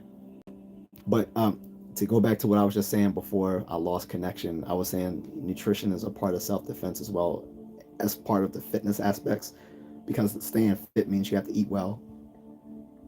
But I don't recommend to people intermittent fasting or dieting as part of them staying fit, unless it's for like medical reasons. But I tell people to eat whatever they want, just within moderation. So, Pew says um, they also do judo and other competition. Yeah. J.A.C says 6 packs are made in the kitchen. more like more like 6 packs are made from staying away from the kitchen. Right. Oh, Demetrius Johnson. Yeah, yeah, I do know him. He's not he, but he's won championship. He's not UFC as far as I know, unless he also has a contract with UFC. But yeah, I do know him from one championship, because I think he no, I think he fought Rod Tang, but I don't think he fought Rod Tang yet.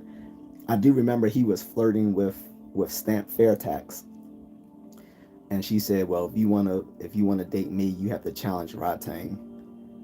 And he was like, "Yeah, all right, whatever." They weren't even dating anymore, so he was like, "Why are you telling me I need to fight Rod Tang to date you when he's literally already with another woman who he just married?"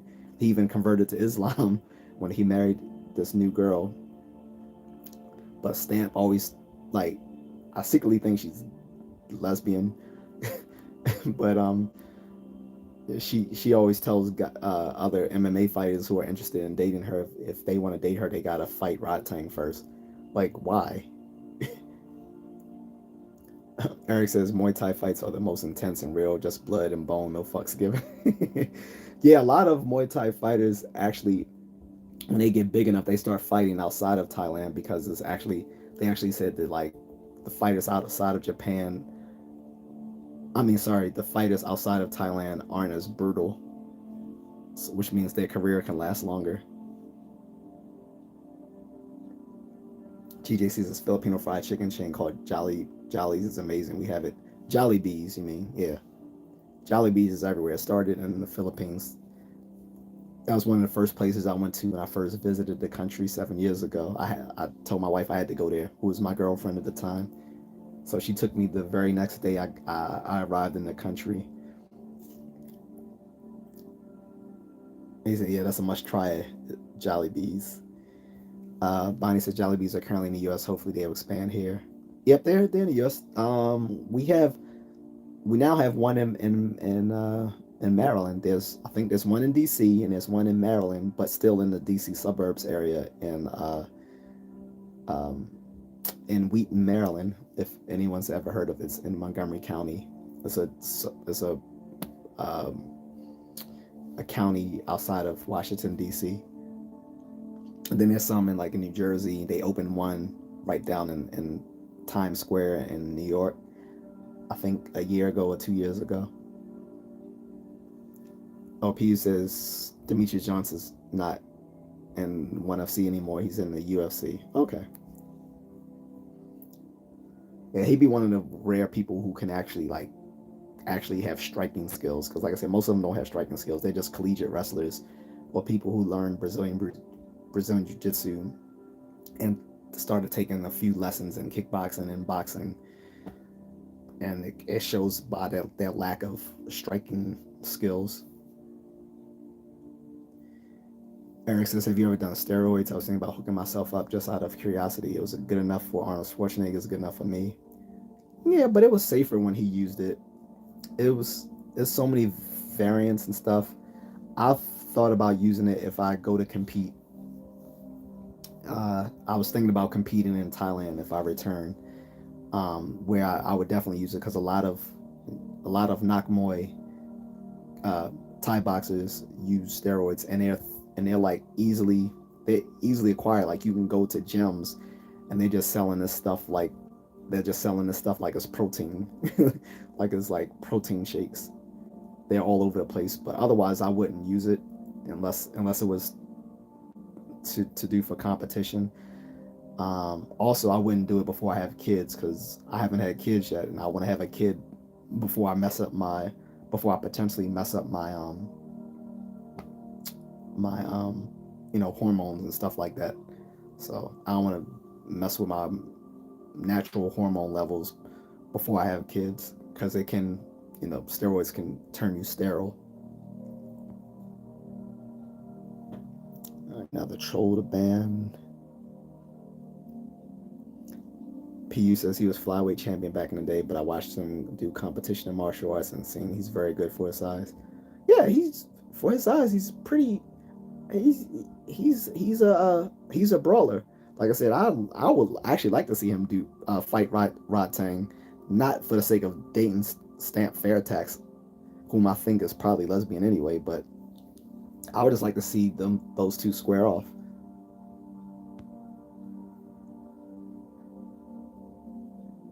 Nicholas Smiley says nothing is really safe. Anything can take someone's life. It seems like allergies, poison, etc. I don't know what that has to do with anything, unless that was in reference to something I said earlier. J.A.C says, so which martial arts should I get my young kids into? If they're young kids, I would say young kids don't need to worry about defending their lives. So whatever's the local, whatever the local strip mall offers for little kids, just starting them off in a martial art that's local and affordable should be good enough. Like, kids shouldn't have to worry about um, taking like a lethal combat sport until like they're you know over the age of like 13 or so, when they actually have to deal with like people actually trying to hurt them.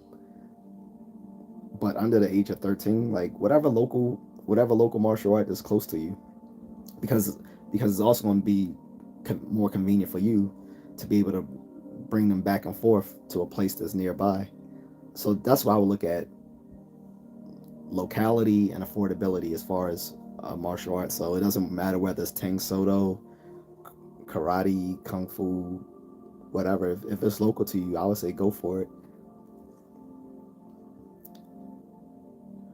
Logan says, "What do I think about Pereira?" I'm not sure. I'm not sure what that is. PU says, "I heard Rotang is a bad mofo." Yeah, he eats punches.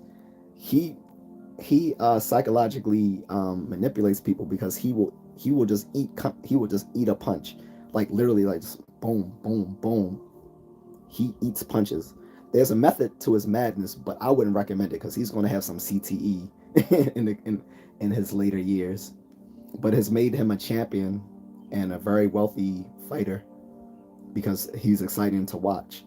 He can intimidate people because he'll eat their punches and still keep coming at them. He practices an aggressive Muay Thai substyle where they don't believe in backing up. Like there's a Muay Thai style where you never backpedal. You always keep going forward. It's a very aggressive style, very useful, but I'm not in favor of eating punches just to intimidate people. I'd rather intimidate people by showing them that they can't hit me.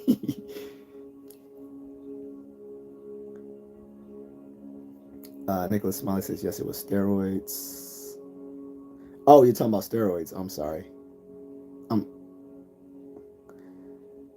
Um, yeah, I was saying I will only use it if I went into competition because in Thailand there's a lot of Thai boxers who use steroids, and I think I would be at a disadvantage if I was doing it naturally, especially at my age. I'm in my 40s. I'm going to be fighting people in their 20s and 30s, and it would make sense for me to be using some sort of performance enhancing substances to be able to keep up with people half my age. PU says I want to put my daughter in BJJ soon. That's cool. If that's something she's enjoys, like my first martial art I did was judo when I was 7 years old. Yeah, I think I was 7 or 8. That was the first martial art I did, and it didn't matter whether it was efficient, like it was something that was going to really help me at the time, because at 7 or 8 I don't have to worry about defending my life. That's the role of my parents to do. It's not until like I'm like 13 or so when I'm actually dealing with other teenagers and potential adults that I really have to care about doing something that's effective. So at that age, let them do whatever they enjoy and it's convenient to you. Logan said I started with some jiu-jitsu, but boxing is probably better to move on to. You can use both. Also, Alex Pereira. Oh yeah. Yes, I'm familiar with him. The UFC triple champ, the Aztec dude. Okay. So you saying McGregor wasn't a great fighter? No, I didn't say that. McGregor has a background and he didn't start off as a wrestler. He started off in a striking style.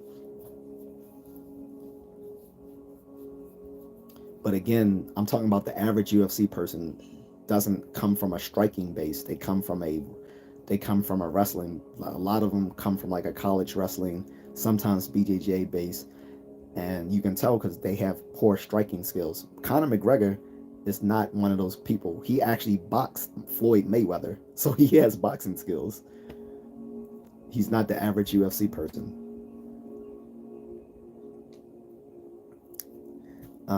Alex Roger says Dana White kind of ruined UFC with over promotion and screwing over the fighters and pay. It peaked with talent like St. Pierre and Lyoto Machida, but fell off once they tried forcing women's division. Remember, he didn't even want a women's division originally. He was saying no one wanted to see women fight. He was so wrong about that. I remember back in the day when Dana was saying, we're not going to do a women's division because I don't think anyone wants to see women fight. That changed. Logan said Connor's a great fighter, but not invincible. People have forced him to wrestle in later rounds. Well, you fight the fight that needs to be fought. So whether that's on the mat, in the ring, standing up, rolling around, that all encompasses MMA. But I was saying he's not the typical UFC fighter because he comes from a striking background.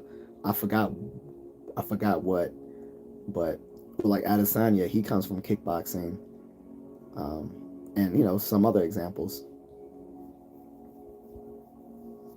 But I don't like Conor McGregor as a person. I think he makes mixed martial artists look bad, but as a fighter, I give him his credit.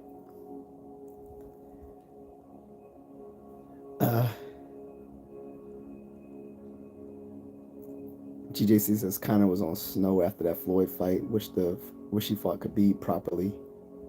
Oh, I remember that. Eric says, have you ever watched Jackass and seen a fight between Butterbean and Johnny Knoxville in the middle of a department store? Just brutal. I don't remember that. I watched Jackass a little bit, but it got goofy after a while. Like it just felt like it was lowering my IQ to watch it for too long. I watched some of it back in the day, like when it was first hot. But I don't remember. I don't think. Did I see him? I remember seeing him doing something in a department store, but it's been so long ago since I watched Jackass, I can't even remember. The last thing I ever watched, I think, was Jackass 2, the movie.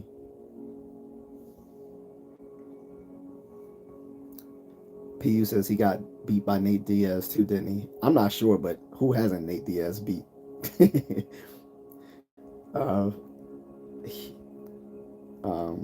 He might have beaten him. I don't even know. Like I said, I don't keep up with UFC like that.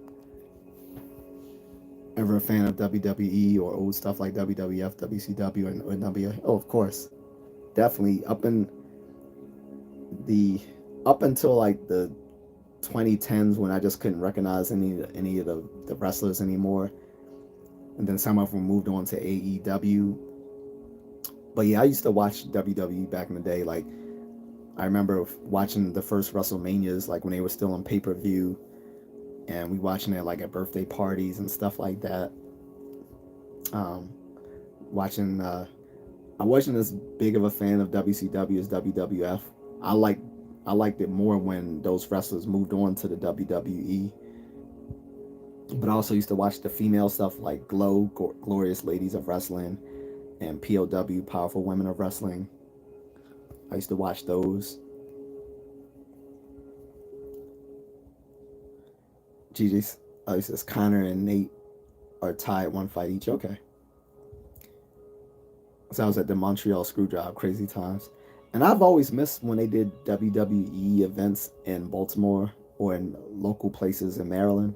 My friends have gone to see some of those WWE matches. I've always missed them, like when they had like SmackDown, stuff like that. Wish I did go. Wrestling, and since we mentioned wrestling, I think wrestling is probably one of the best martial arts out there for self defense. I think if you can wrestle and throw a punch, that's all you really need. And I'm not even a grappler, but I can still say that unbiasedly that wrestling is probably one of the most effective martial arts for self defense. Logan says, any thoughts on the early UFC fights, like the third one? I think this dude used a gi and elbow and crucified, KO the other guy. I remember UFC 1 and UFC 2. I think I saw UFC 3. I don't remember because it was the early to mid 90s. I Those fights were really interesting because that was really mixed martial arts. Like everyone came from a different background. However, I don't like how they ran UFC 1 because it seemed like the Gracie family, before it was Brazilian Jiu Jitsu, it was Gracie Jiu Jitsu, and it seemed like they would just make up the rules as they came along. Like at one time they would say you can't choke someone by a uniform. Then another time they say you can choke someone by the uniform. Then they would say you can't wear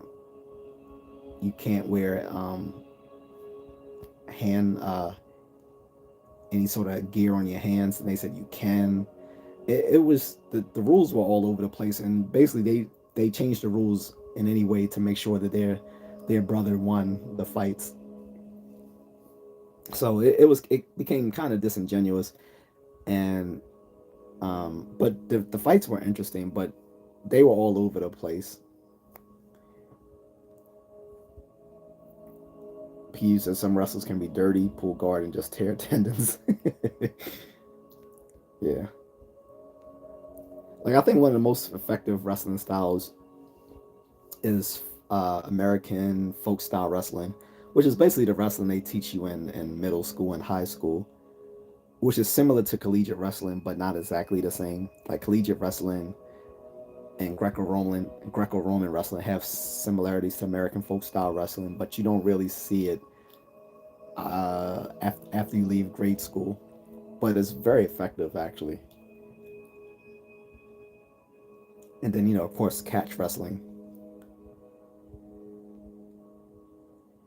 Bro, he said, bro, you gotta rewatch those brutal and super interesting fights. But I do agree, early on the rules were kind of back and forth.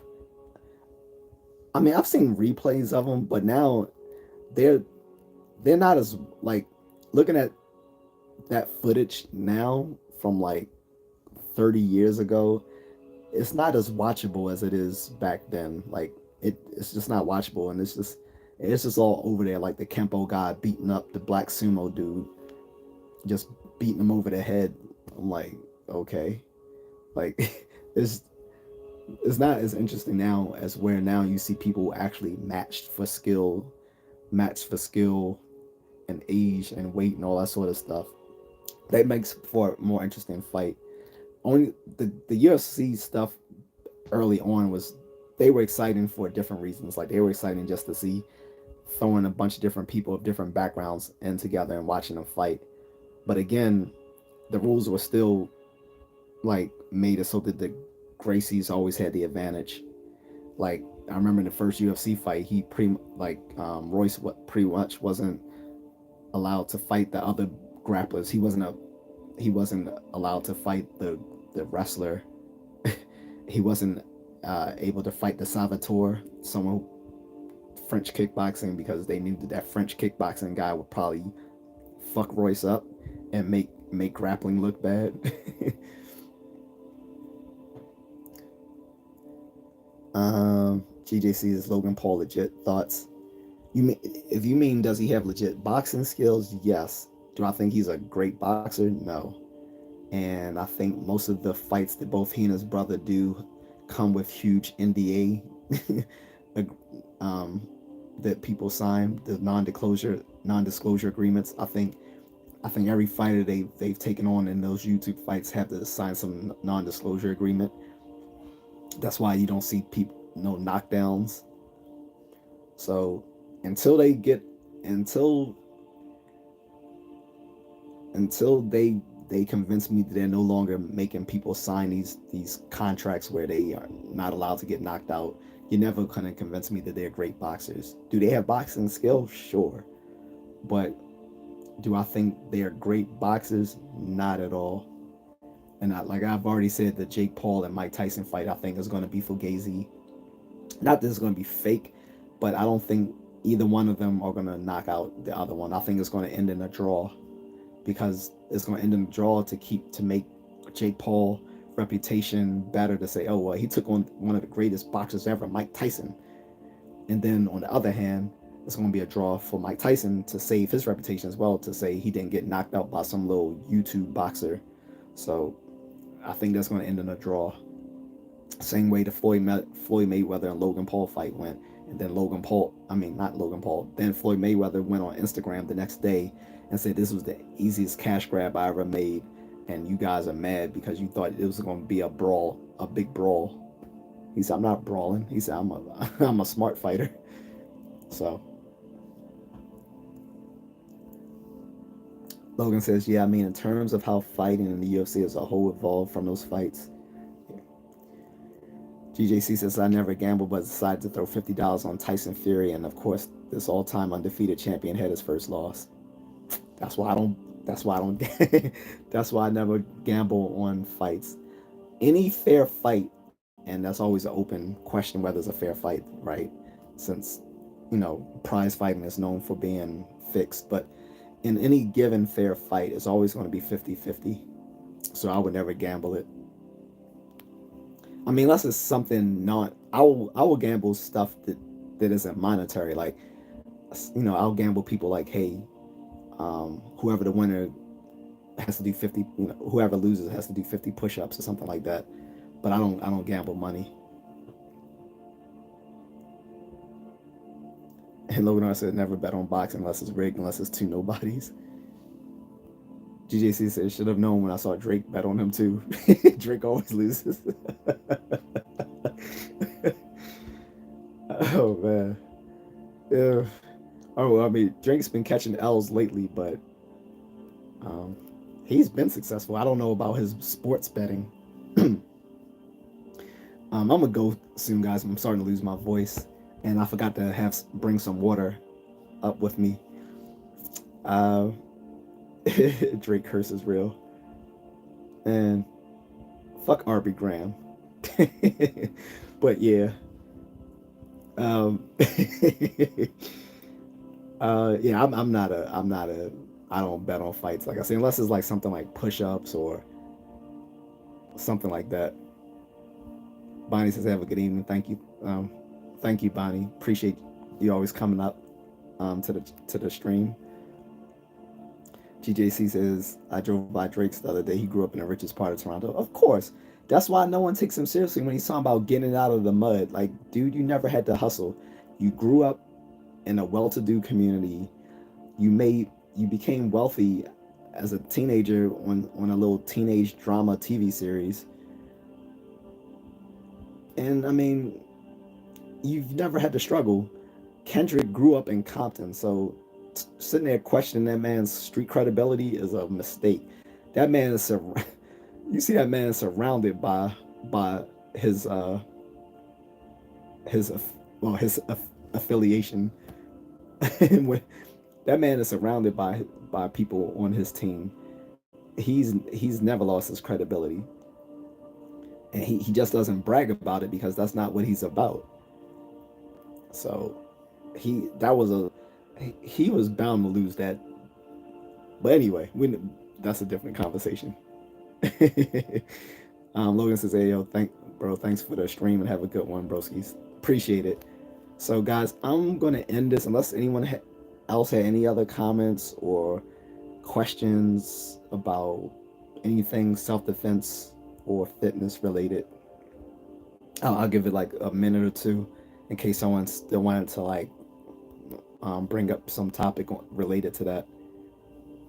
But yeah, like I said, so when it comes to self-defense, I think at least half the battle is staying fit. The other half is a combination of knowing how to fight, being situationally aware, having financial resources, um, learning how to be effective with dealing with other people in nonviolent means, and learning survivalism. So J.A.C says, "Cheers, have a good evening. Go have a soaked donut and relax." I don't know about the soaked donut part, but I am definitely gonna work out so I can relax a bit. But thanks, guys. Take it easy, everyone. Appreciate it.